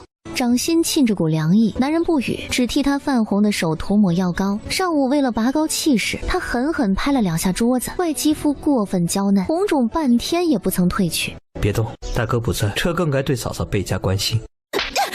无耻之徒！他愤怒转身回房，陆宁澈抚摸着自己的脸，眸光越发深邃。嫂嫂连巴掌都是香的。男人眼里直勾勾的欲望太有侵略性，只差没将他一口吞吃入腹了去。陆引章看不上这个弟弟，陆宁澈跟他也是面和心不和。两兄弟一个直率，什么都表现在脸上，一个虚伪，心思都藏在深处。跟二娘谈论时，他提起过陆宁澈小时候就总抢着要哥哥手里的东西，攀比较量的心思一旦种下，便不容易再驱除。陆宁澈对陆引章所拥有的一切都有着非同一般的占有欲，包括对他的兴趣也大多来自于此。他勾引的心思，对方或许也瞧了出来，可那又怎么样？就算他放的是明饵，男人也会毫不犹豫地咬上来。猎人跟猎人之间的博弈，不管是顺水推舟还是早有预谋，没到最后又怎能分出高低？想起自己费心得来的玉佩，苏婉之将其拿出来，倒是没有费心去藏，只将玉佩放进肚兜小衣缝制的口袋里。最危险的地方，有时反而最安全。前世李清源在柳云堂尸体上寻到，留下用来睹物思人的东西，他见了不少次，自然认得。质地极好的暖玉，雕刻的也不是什么龙纹凤纹，而是一只青鸟咸鱼。当初李清源不相信柳云堂突然暴毙，暗中查探数年，在陆家落难之际，才查探出一点有用的消息，便是这玉佩乃皇后之物。那时贵族之间已有狸猫换太子传闻，私下更有人猜测陆氏众人身陷囹圄，也是受其牵连。李清源执意持玉入宫觐见，求圣上彻查柳云堂之死及其身世。当时老侯爷战死沙场，李清源初继承爵位，侯府乱作一团。他凭主母身份挑起府中重担，为了不让风雨飘摇，侯府再现波折，他请出病重的侯夫人，二人以死相逼，才让男人断了进宫念头。那块玉佩也被他夺过去摔碎，彻底绝了李清源的希望。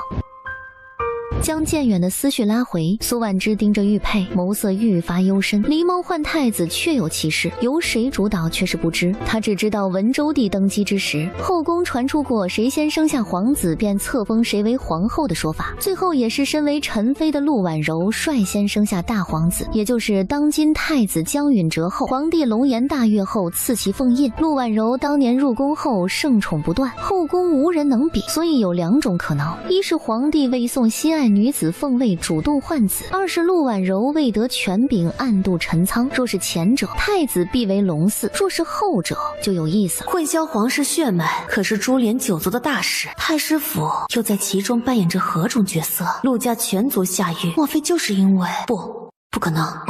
真要这般，江允哲又怎么会成为最终的胜者，登临95？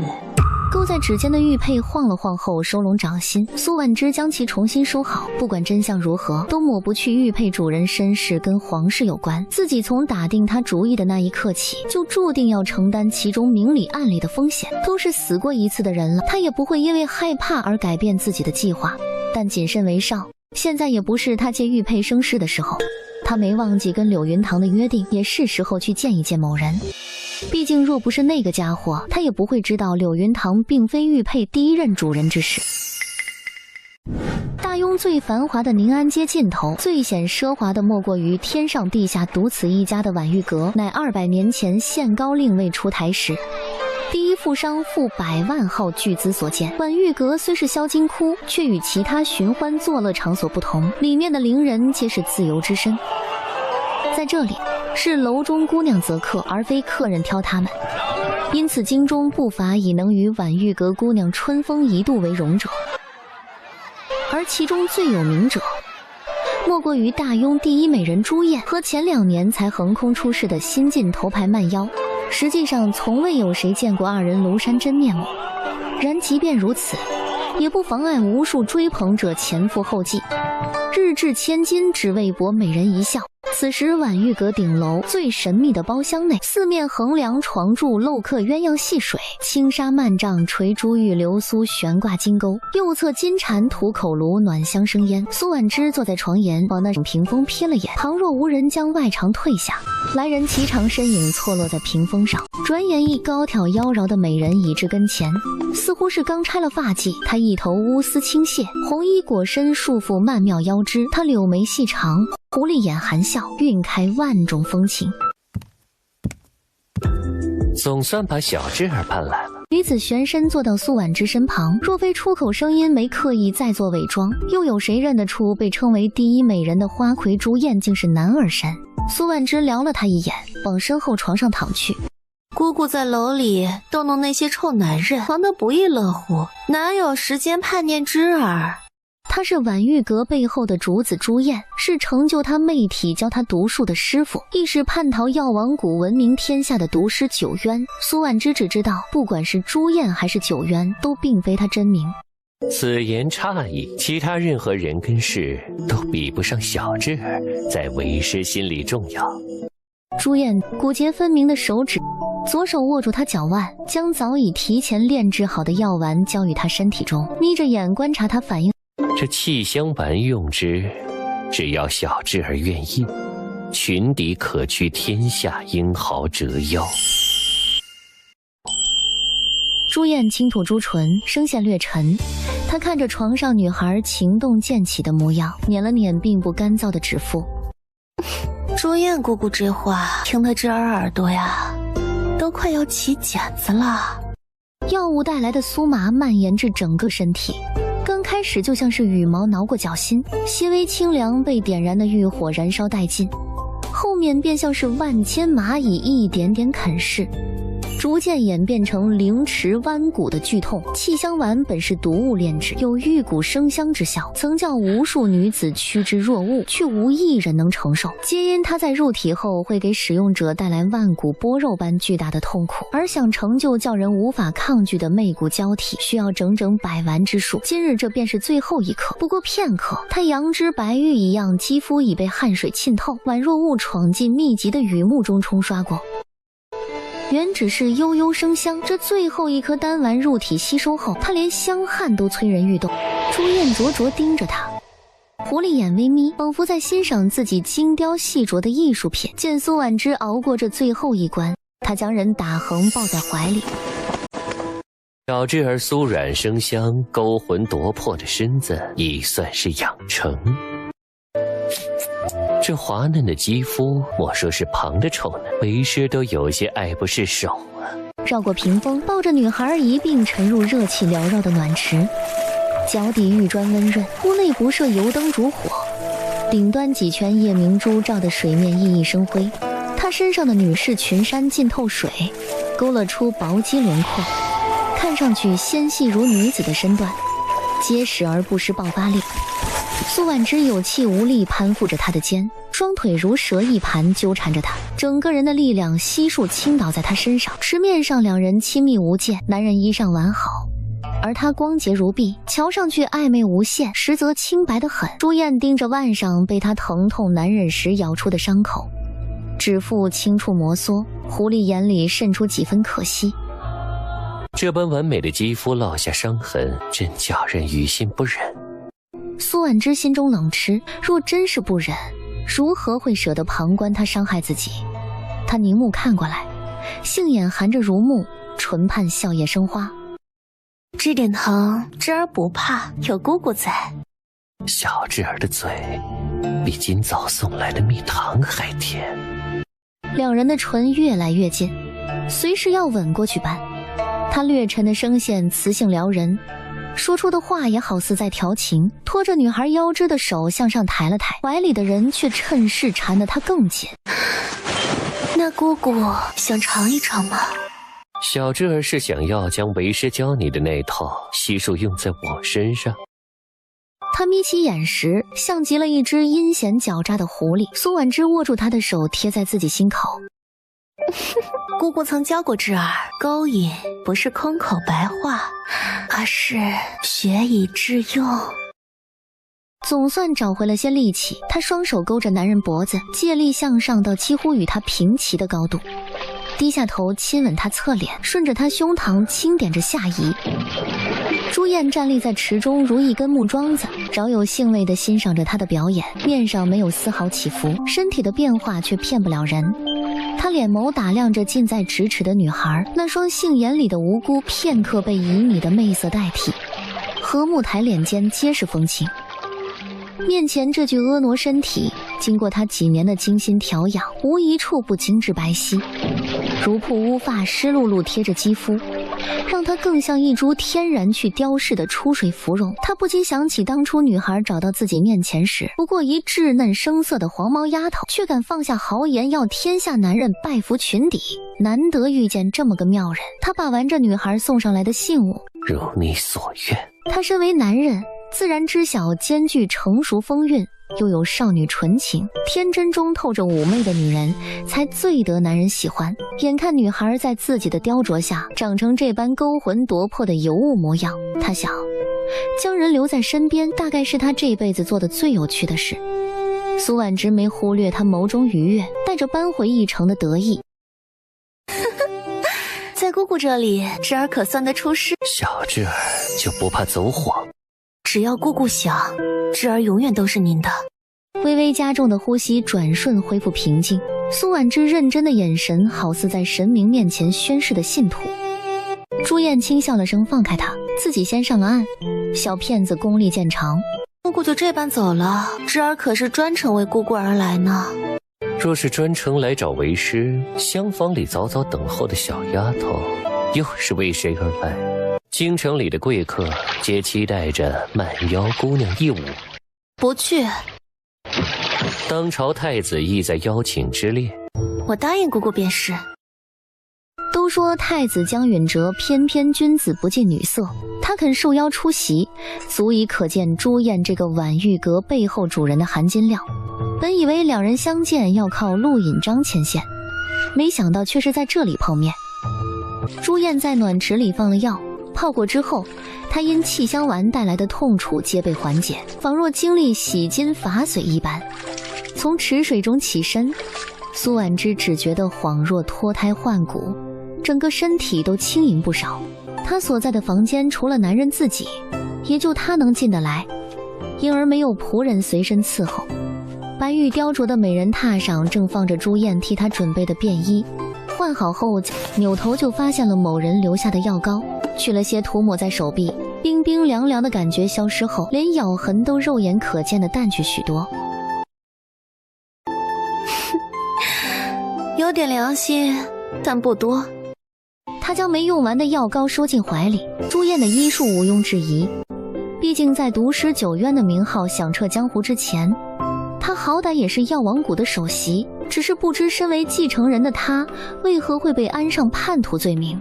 这家伙行事散漫，不拘于世俗，除了对药物研究过分热衷，似乎别无在乎之物。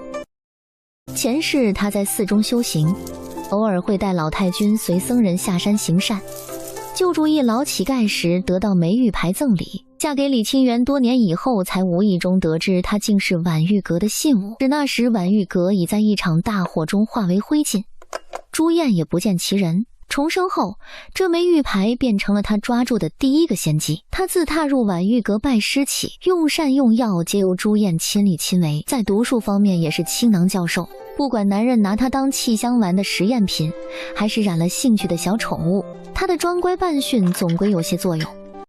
天下谁人不知，朱燕最是护短。他既拥有婉玉阁这方势力，又是善炼万毒的九渊，用得好了，照样能成为替自己挡灾救祸的底牌。至于婉玉阁未来可能招致祸事，那不是他现在该考虑的东西。如何利用当前谋划自己想要的，才是最要紧之事。楼中灯烛闪烁，人声鼎沸。苏婉之找去2楼包厢，见到了男装打扮的柳云堂，焦急背着手来回踱步的柳云堂，听到动静后立刻转身。你终于来了。从早上等到现在，他心里焦灼冒着火，一直等不到人，只感觉自己被耍。可有把柄在对方手里，他也不敢就此离开，直到要等的人露面，盯着面前这张卓艳疏丽的脸，忧心忡忡的他忽然变得无比平静。他若无其事斟了2杯茶，好像只是单纯来赴故友旧约。柳云堂一杯茶猛地下肚。你找我来，到底有什么目的？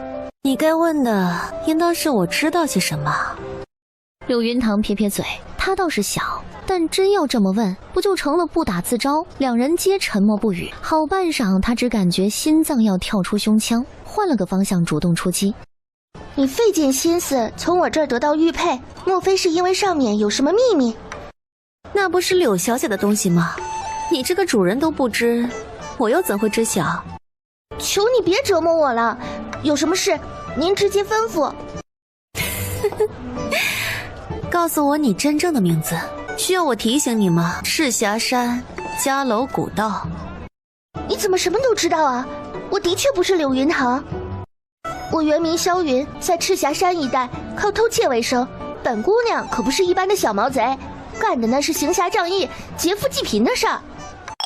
苏婉之又给他倒了杯茶，一副洗耳恭听的样子。柳云堂不该叫他萧云才是。萧云回忆往昔，将自己的经历娓娓道来。赤霞山位于崇州境内，那里年年水患，民不聊生。迦楼古道附近更是匪盗猖獗，每逢大涝，朝廷拨下的赈灾款和粮食，经过州府郡县层层剥削后所剩无几。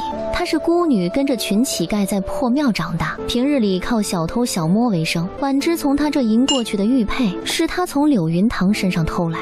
再次见面，就是柳云堂准备来京城投奔淮阳侯夫人的时候，她因偷了东西被人追杀，藏进柳云堂的马车。姑娘心善，被他编造的凄惨身世哄骗，不仅留她在身边当丫鬟，还借了自己衣服给她穿。相处之下，他才知柳家与侯夫人沾了点亲故。柳大人要女儿前去京城，是希望能借侯府面子攀个好夫家。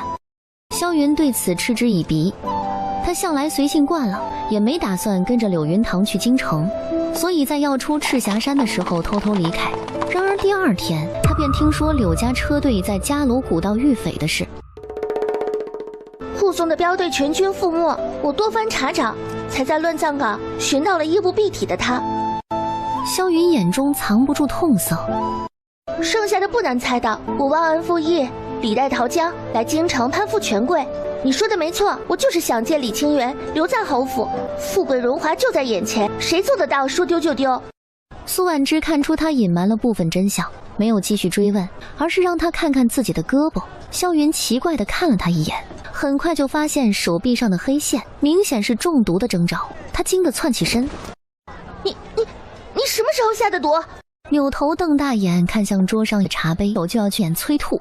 第一杯茶是解药，解的是上次在侯府下的7日断肠散。你说话能不能不要大喘气？哦，别怕，刚才这杯下的是慢性毒，一时半会儿死不了。想要什么直说，反正要钱没有，要命一条。再喝一杯。萧云一脸抗拒的摇头，脑袋甩得跟拨浪鼓一样。自己不过喝他3杯茶，就给他下了2次药，他总算是知道什么叫蛇蝎美人了。毒，真毒。崇州天高皇帝远，光是借水利工程和红劳拨款，就养肥了不少贪官污吏。柳大人却是其中难得的清流，他为官几载，两袖清风，更是因先斩后奏自行开仓放粮而遭斩首。这样一个为国为民的好官，又怎会是攀龙附凤之人？所以他明知自己结局，提前遣妻女入京，并非是为了觅得家婿，而是为了给家人求一个庇佑。或许还有别的缘由，譬如向上传达什么重要信息，这才是柳云堂母女惨遭杀身之祸的真正原因吧。我怎么什么都知道？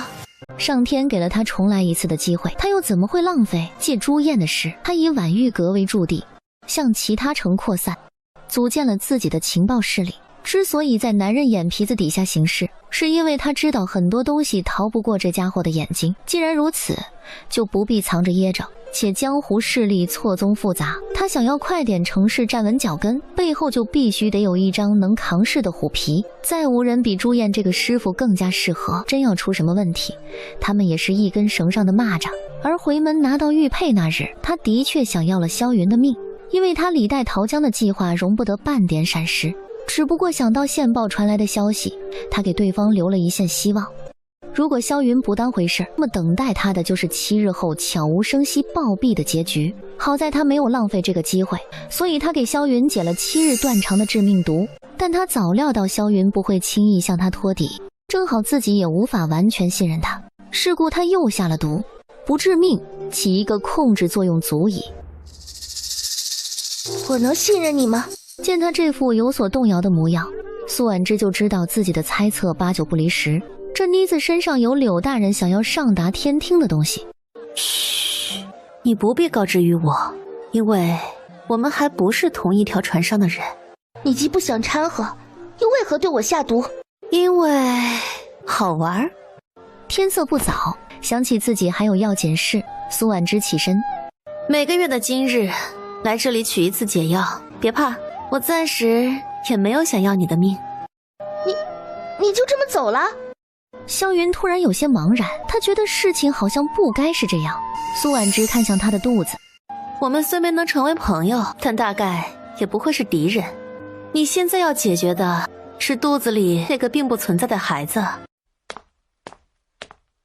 屋子里只剩下萧云一个人，想起那个女孩将衣服让给自己时的笑靥，躺在乱葬岗死不瞑目的模样，他眼中迷茫消散，转变为坚定。就当是还恩吧。无数次想要放弃的他，终是选择继续走下去。那家伙说得对，当务之急是解决莫须有的胎儿，不然莫说淮阳侯府，整个京城或许都容不下他。夜幕已然降临，婉玉阁内灯火通明，慢妖将献舞的消息甫一传出，就如巨石落海，激起无数水花，族子弟皆汇聚于此。哈哈哈哈！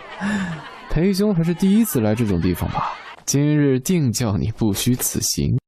高少说的对，朱燕和慢妖姑娘那可都是天仙般的人物，得见之，此生无憾呐。能见到慢妖，10两银子的门槛又能算得了什么？是啊，简直是物超所值。站在一旁的男子衣着普通，模样周正，气质过人，腰背挺拔，长眉入鬓，七眸如星。从穿着打扮能看出他家境并不殷实，一身孤傲气质却叫他鹤立鸡群，将几个富贵人家的公子都生生比了下去。此等淫秽之地并不适合裴某，告辞。好你个裴延安，不识好歹的狗东西！高少莫要生气，那家伙不过是底层一蝼蚁，哪懂我等上流的高雅情趣？哼，敢污蔑婉玉阁是污秽之地，也不怕突遭横祸，丢了小命。苏婉之依靠在顶楼，将楼下景象尽收眼底，视线追随着裴延安而去。小智儿认识那小子？不认识。前世拼死敲灯闻古告，科举舞弊一事，使春闱成绩全部作废，又在第2年考试中取得头名的传奇人物，他如何不知？裴延安，终于等到你了。收回思绪。太子在哪个包厢？3楼芷兰厅。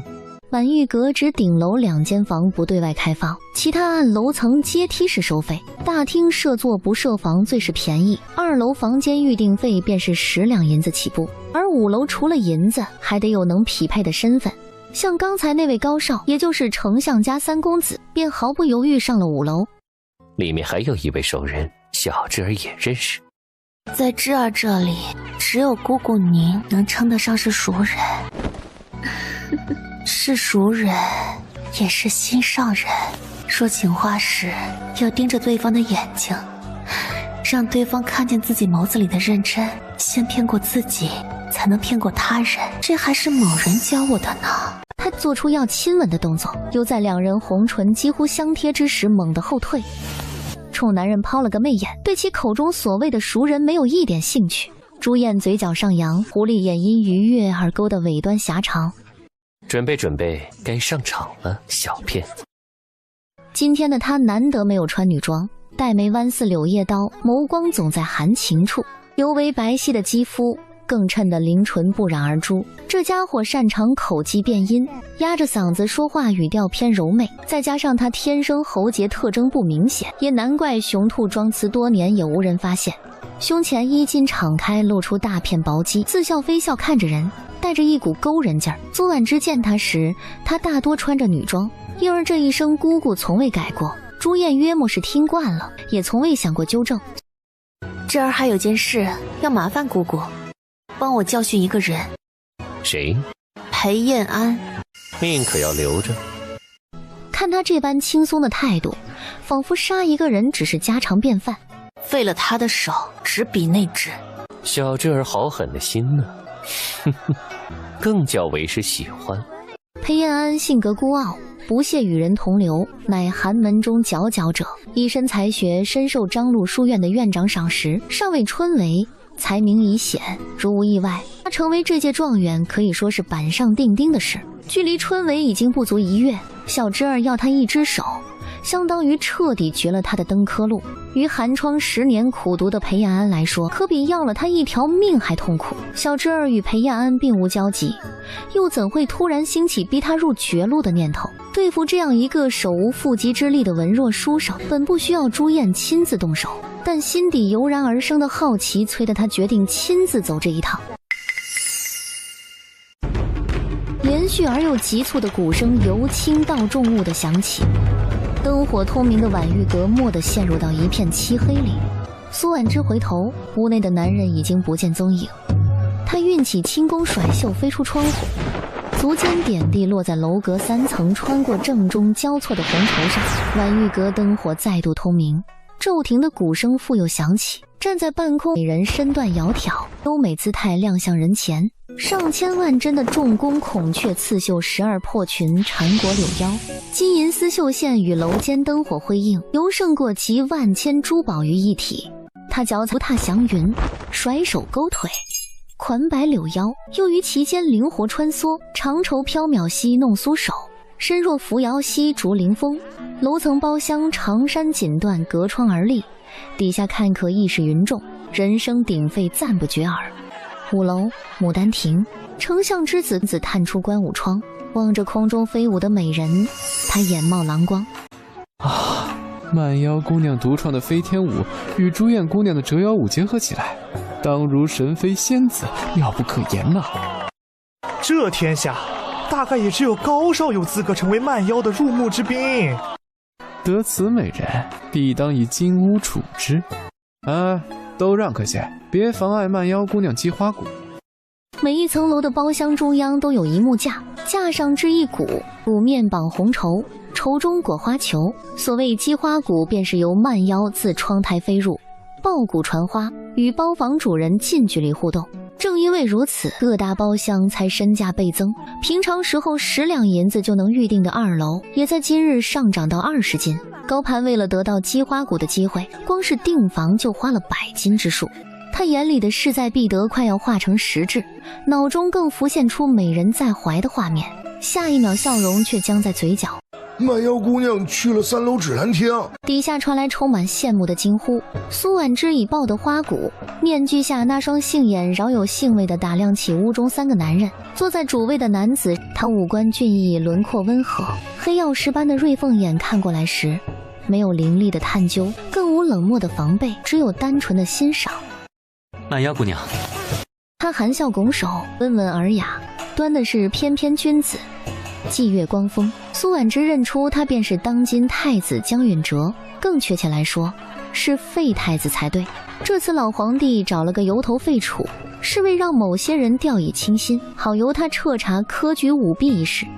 上辈子正是因为有江允哲托底，裴安安才保住一条命，并成功告状于御前。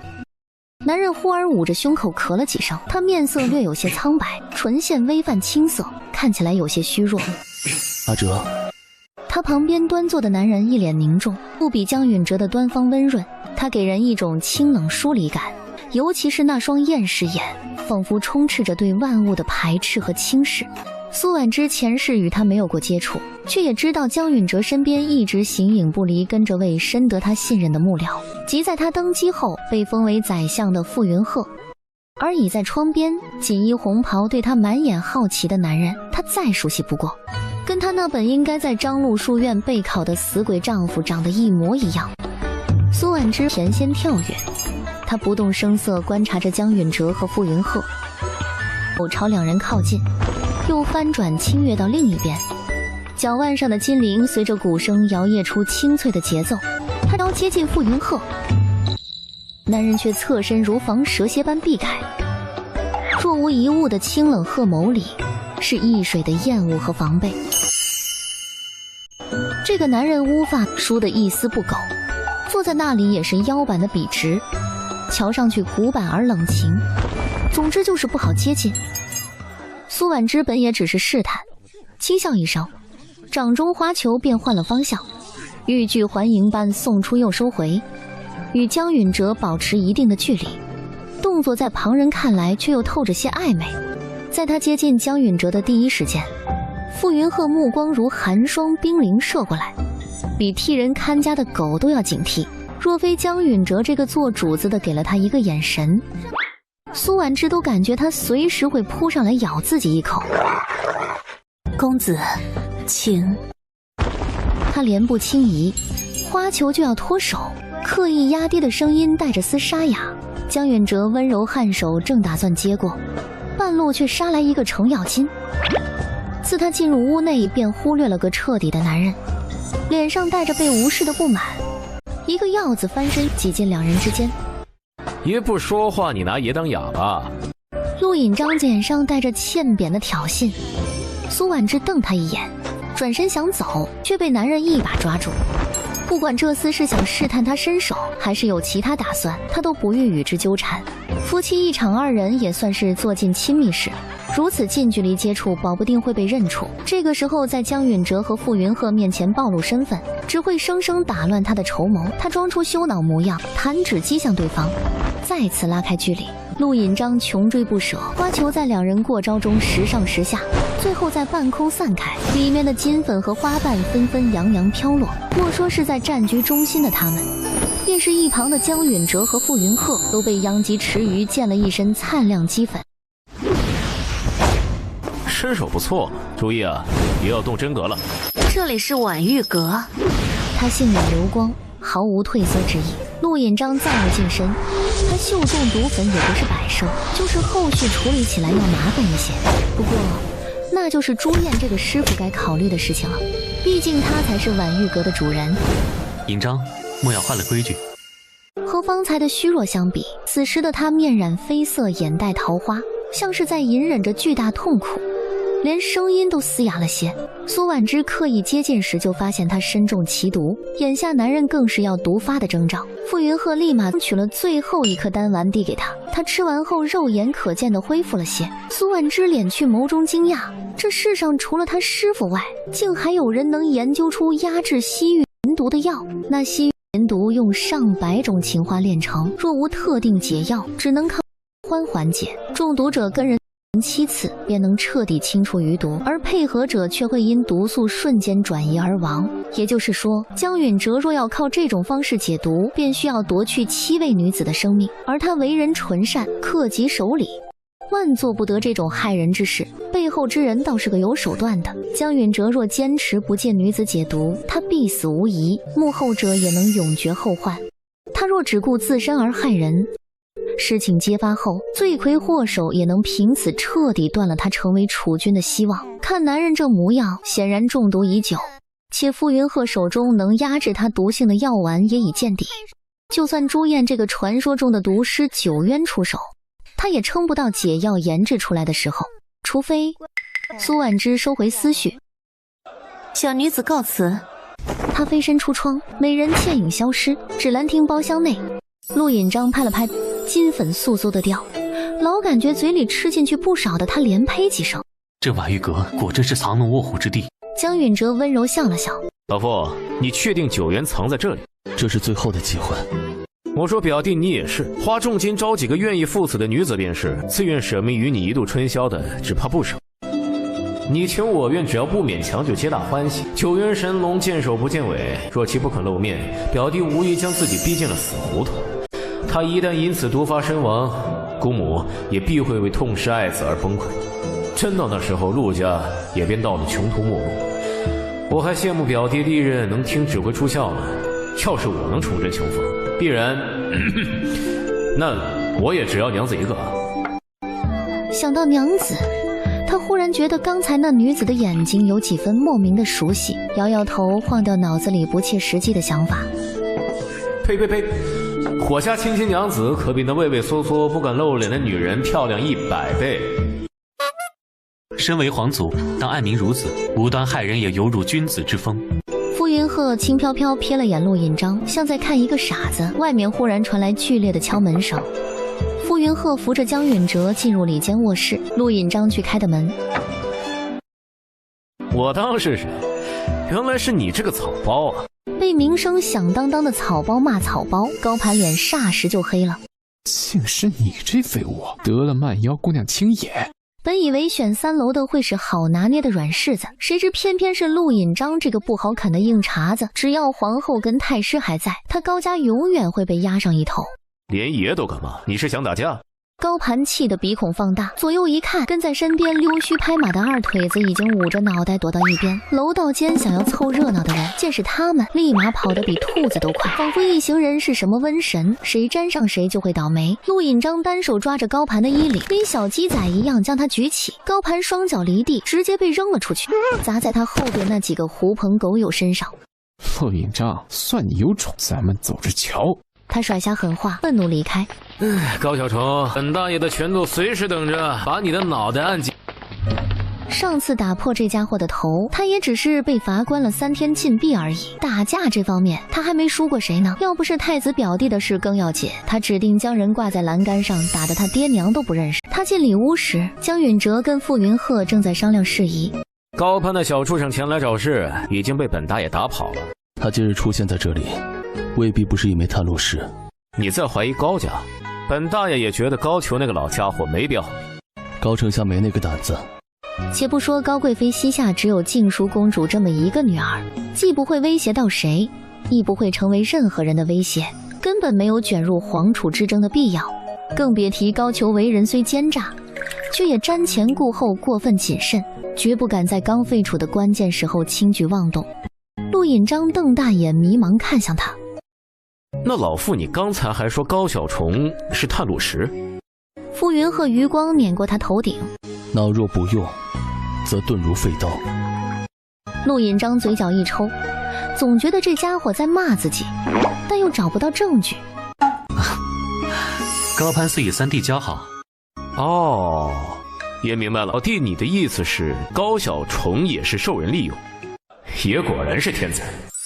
表哥还是先回学院，云鹤赶往太子府。他虽没了东宫之位，太子府的门头却还未换。张陆书院人才辈出，也是朝中各大势力换新的血池，大多学子会接受拉拢，初入仕途的他们在庇佑下成长的速度将会更加迅速。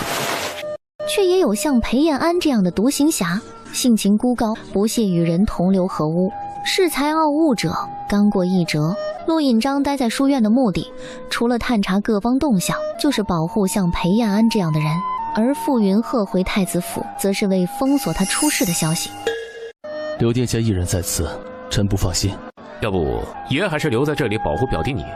他可不希望表弟出事，表弟要是有什么闪失，以后他可就不能舒舒服服当自己的陆家纨绔了。婉玉阁最不缺的就是美女，要不我去给表弟问问。表哥，君子有所为有所不为。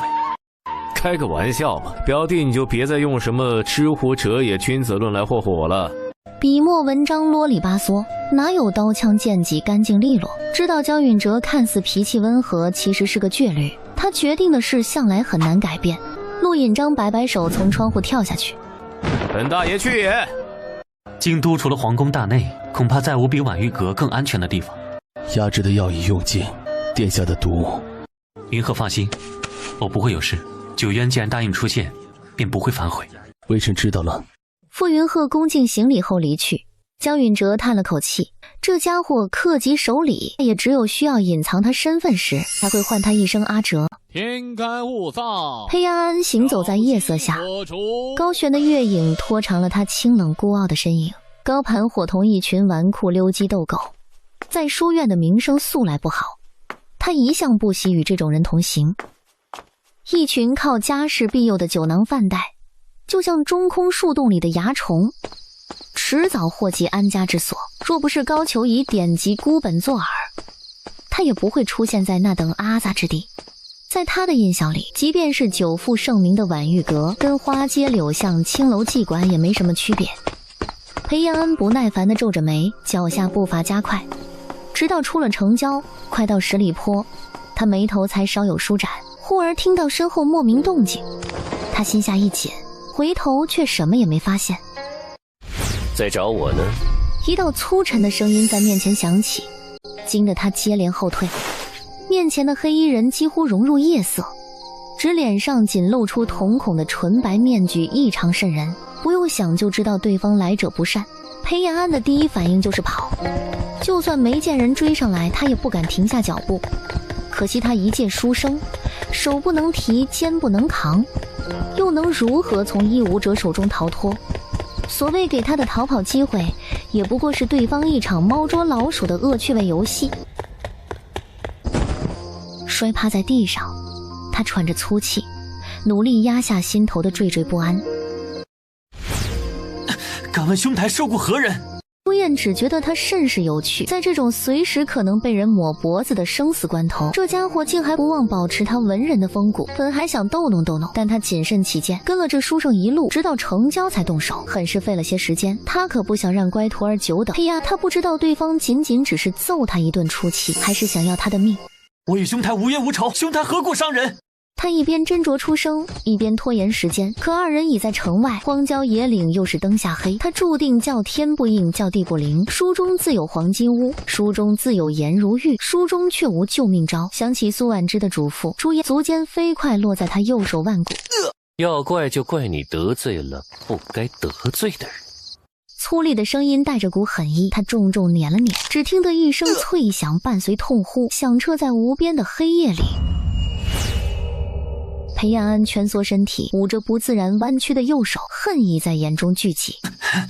不该得罪的是他，高攀。就在不久前，我才当众下了高攀的面子。陆引章跟傅云鹤相继离开后，芷兰厅便只剩了江允哲一人。换人上了壶清酒，他孤饮自酌，苦笑在唇边蔓延。他刚被废除，就有人站不住脚，迫不及待围追堵截。身上的毒他清楚是谁所下，正因如此才更加觉得悲哀。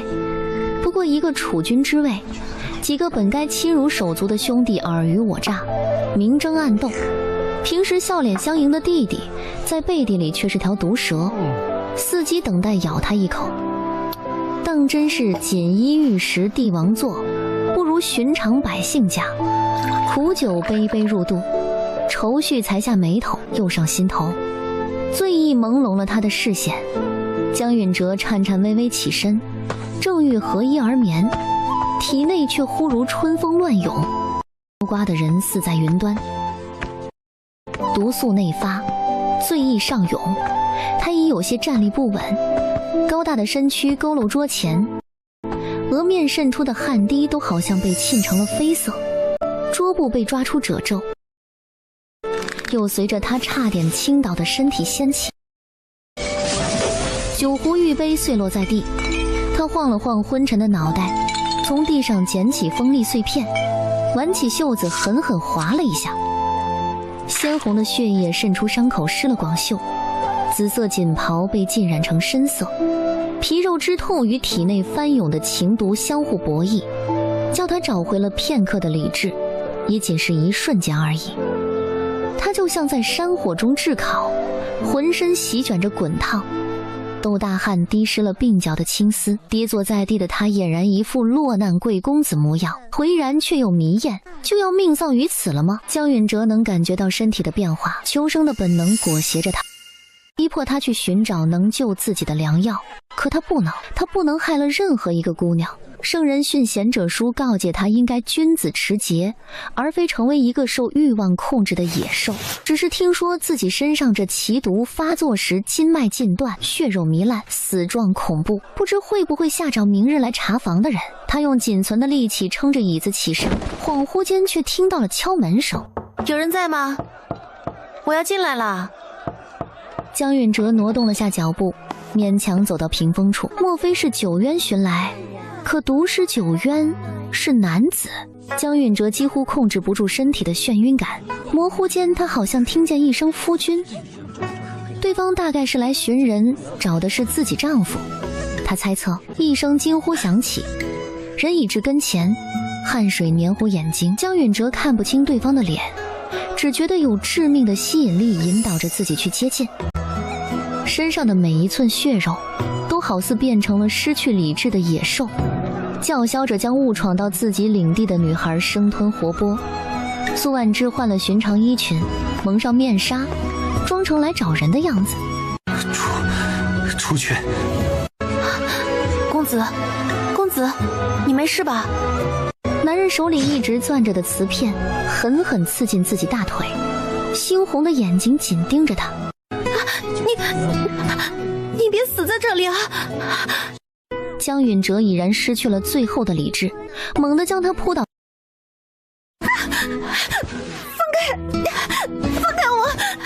你别这样，我有夫君的，我们不能这样，求求你！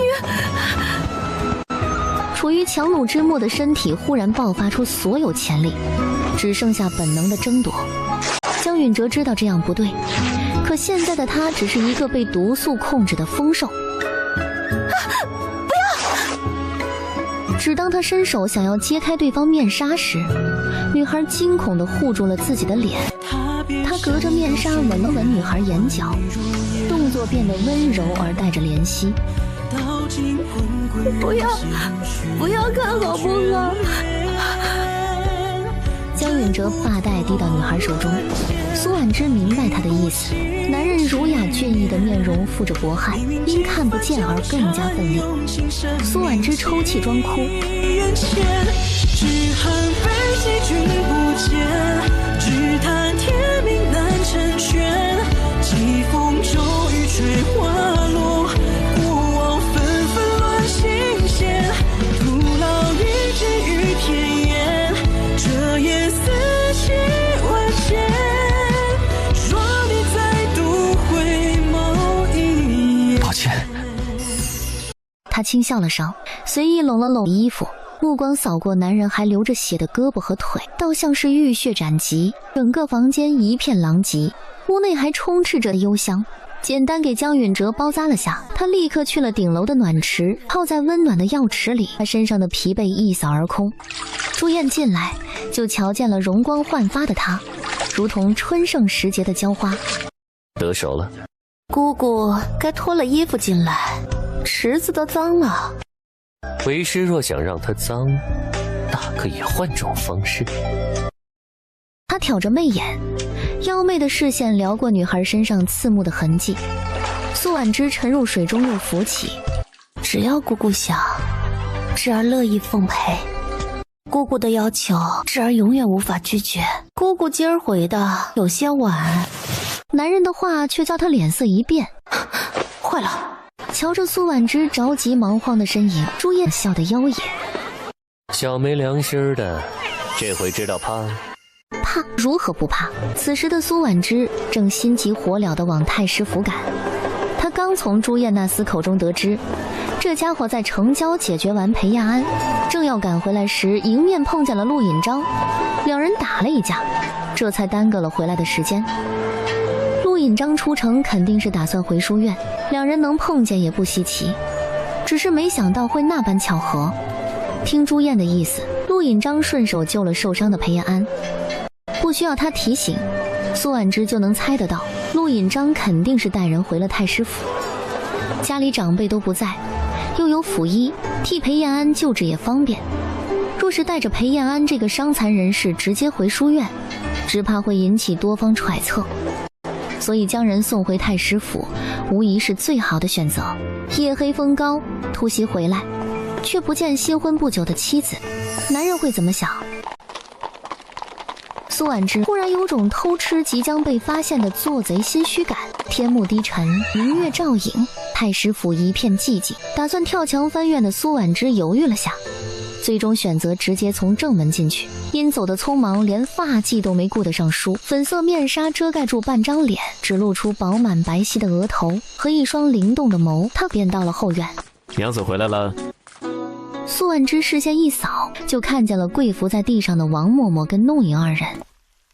夫君这是在审问妾身的人。声音如常软糯好听，却透着股疏离的冷意。陆引章对上他仿佛空无一物的眼，心陡然跳了跳。半夜离府的是他，找不着人的是他，现在倒好像错的是自己一样。他轻咳了一声，都起来吧，跪着做甚？是他们自己要跪的。丢下裴延安，他就兴冲冲跑过来，一想到今晚能温香软玉暖怀，就高兴到不行。结果进屋一瞧，只觉晴天霹雳，他那么大个娘子咋不见了？屋里伺候的人也说不出个所以然，直到娘子一早赶去视察交接的庄子，傍晚回城后又去宁安街了解几个铺子近况，没让丫鬟跟着，黑灯瞎火的。娘子只身在外，连亲近的丫鬟都没带。他一边担心娘子安危，一边又害怕娘子嫌弃自己与人私奔了去。想起跟娘子有过婚约的李清源，他心头的酸泡泡唰的一下破碎，恨不得持刀闯进侯府，连人带床给劈成两半。接收到苏婉之的眼神，王嬷嬷跟弄影退出房间。弄影一脸担心不想离开，被王嬷嬷拽出了门。小姐能处理好。她转身就趴在刚被关闭的门上，一副如临大敌的样子，一旦发现里面有什么不对劲，就随时闯进去冲锋一样。身旁的弄影手动合上差点脱离的下巴。屋里，苏婉之看向被砸烂的桌子，先将主动权拉到自己手里。夫君今儿个能拿桌子撒气，那明儿个是不是就要对妾身动手了？怎么会？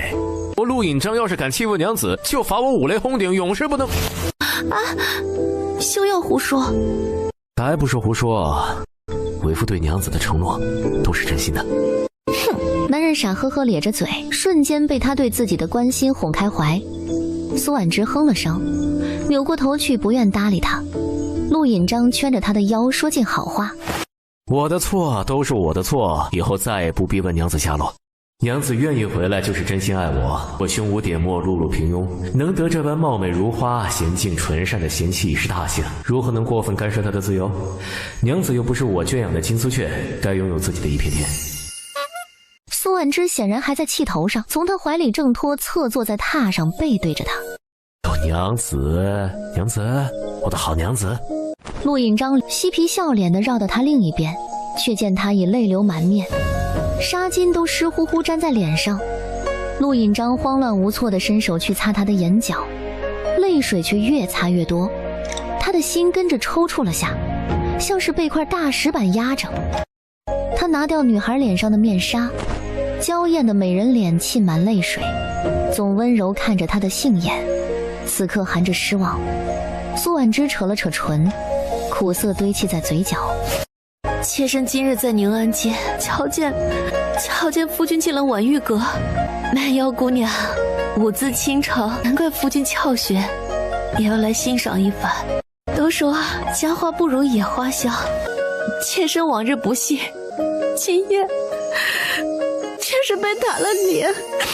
陆引章扶住他胳膊，让他看着自己，却被他眼里的绝望刺痛了心脏。娘子，我可以解释，你听我解释好不好？他竟忘了从前自己混不吝的名声，本就令娘子没有安全感，加之今日亲眼见他去了婉玉阁，娘子该是何等伤心。妾身累了，夫君还请自便。娘子，你别这样。陆引章突然稳住他，他只知道自己再不做点什么，或许会在两人间留下永远消不掉的隔阂。炙热的吻慌乱而急迫，陆引章害怕他从此封心不再理会自己，又怕他嘴里说出更绝情的话。苏婉之被他吻得七荤八素，腿都好似要软成两滩烂泥，整个身子的重量朝着他倾倒。他哭红的眼角泛着抹娇色，自己这被调理过的身子实在太容易动情。幽谷盈媚，谈口生香，莫说是痴醉在唇舌纠缠里的陆引章，他都已经快到了失控边缘。不久前才经历过一场鸾欢，他娇嫩的肌肤上还残留着庭前落梅般未消的痕迹，衣带只若半解，便败露了奸情。千钧一发之际，他抽开男人探向衣襟的手，一巴掌扇在他脸上。陆引章都被打懵了一会儿，委屈捧着脸装可怜。娘子，夫君这是将妾身当做了什么？对恩客笑脸相迎的楼花交际。你走吧，我暂时不想看见你。娘子，我今日只是陪同表弟前去调查婉玉阁背后主人的身份。表弟？就是太子表弟。为夫的人品，娘子若信不过，总该信得过表弟。他隐瞒了江允哲中毒的事，睁大眼希望面前人看清自己眸中真诚。苏婉之视线掠过他肩膀。呀，夫君这是受伤了，快让妾身瞧瞧，严重不严重啊？陆引章扫了眼就知是裴延安那书呆子留下。他虽跟那黑衣人对上过，但两人交手数十招，打得有来有回，不相上下。只他能感觉到对方事有留手，额头抵着他额面。娘子放心，这血是旁人的，你夫君我厉害着。少贫了，夫君没事，妾身却是差点。谁敢欺负爷的娘子？妾身为找夫君寻去那婉玉阁，正要离开时，被一群人挡住了去路。他们竟将妾身当成了楼里的舞女，出言调戏。娘子可认得他们？妾身只听有人唤那为首的男子高少。高盘，这个小畜生，连爷的人都敢动，活腻歪了他。朝中局势诡谲，皇家乱斗不穷，掺进其中危险重重。他并不希望娘子卷入。太子殿下，谦谦君子，充耳秀盈，慧辩如星，确实比你更值得信任。我不懂那什么耳什么心的，但从娘子口中说出来，肯定是美好的词。可惜不是形容我的。娘子误以为我去烟花柳地，却没说过合理的话，还愿意听我解释，怎么不能说明爱我已入骨髓了呢？娘子若是还不高兴，尽情打我骂我就是。嘿嘿，打是亲，骂是爱，娘子对他情深似海，还不快快起来？娘子真是原谅为夫了。夫君若是没有做错事，谈何原谅不原谅？绝对没有，我保证。天色已晚，娘子该就寝了。拖长的嗓音略有沙哑，灼热的眼神盯得人身子发麻。陆引章最后到底没去书房，而是留在屋里打了地铺。苏婉之背对着他，都能感觉到他灼灼盯着自己的视线里藏着的哀怨。不知男人睡得如何，反正他是一觉香甜直至天亮。顶着双黑眼圈的陆引章差点撕碎了垫在身下的棉被，只想将高小虫那厮活捉剁碎。那头从婉玉阁移至千金，醉醺醺被几个二腿子搀扶出来的高盘，忽而猛地打了个喷嚏，只觉后背莫名发凉。现怨积前恨，之前那家伙在茶楼打破了他的头，今天又当众丢他，叫他没脸。高盘气得牙痒痒，又不敢奈他何，只好拿身边人出气。滚！你们这群没用的废物！那小子力气跟牛一样，我们也是没办法呀。是高少，他有太师府做靠山，又有个当皇后的姑姑，咱们之中也只有您能跟他一较高下呀。他有太子撑腰，一个废太子而已，何惧之有？那谁也比不得高少您厉害呀！刚才房间里除了陆引章那杂碎，太子会不会也……错，是废太子，也就那草包一个人而已。他肯定跟本少一样，也是冲着慢腰来的。这狗东西，怎么什么都要跟本少抢？他气得牙痒痒。一行人出城后回了张路书院。大庸商业发达，常有南来北往的商贾，故而未设宵禁，有身份者凭腰牌就可随意出入。一日天明，陆引章准备离家之后，才让苏婉之知晓裴延安的存在。床上的裴延安还未睁眼，他身上的伤不重，只右手若无珍贵药材调养，怕是会落下终身残疾。许是造成的打击太大，以至于他不愿醒来。男人五官端正，面色苍白，眉骨突出，薄唇紧抿，眉宇间笼罩着股天然而生的坚毅和孤傲，难以掩盖周身过人的气度。肌实如玉，裂松如翠，玉玉清白，凌寒傲雪。前世惊才绝艳的状元郎，在太子支持下，在御前揭露科举案的真相，造就了大庸有史以来首次废考重设。入朝为官后，却成了三皇子党羽，与太子一脉形成对抗之势。三皇子倒台后，他并未受到牵连不说，反被江允哲重用，这让苏婉之不得不怀疑，从一开始他的立场就未变过。他是谁？怎么会在这里？娘子，你别误会，我跟他绝对没有一腿。你肩上的血是他的？昨夜与表弟分开，我正要打道回书院，就碰见了遇袭的他。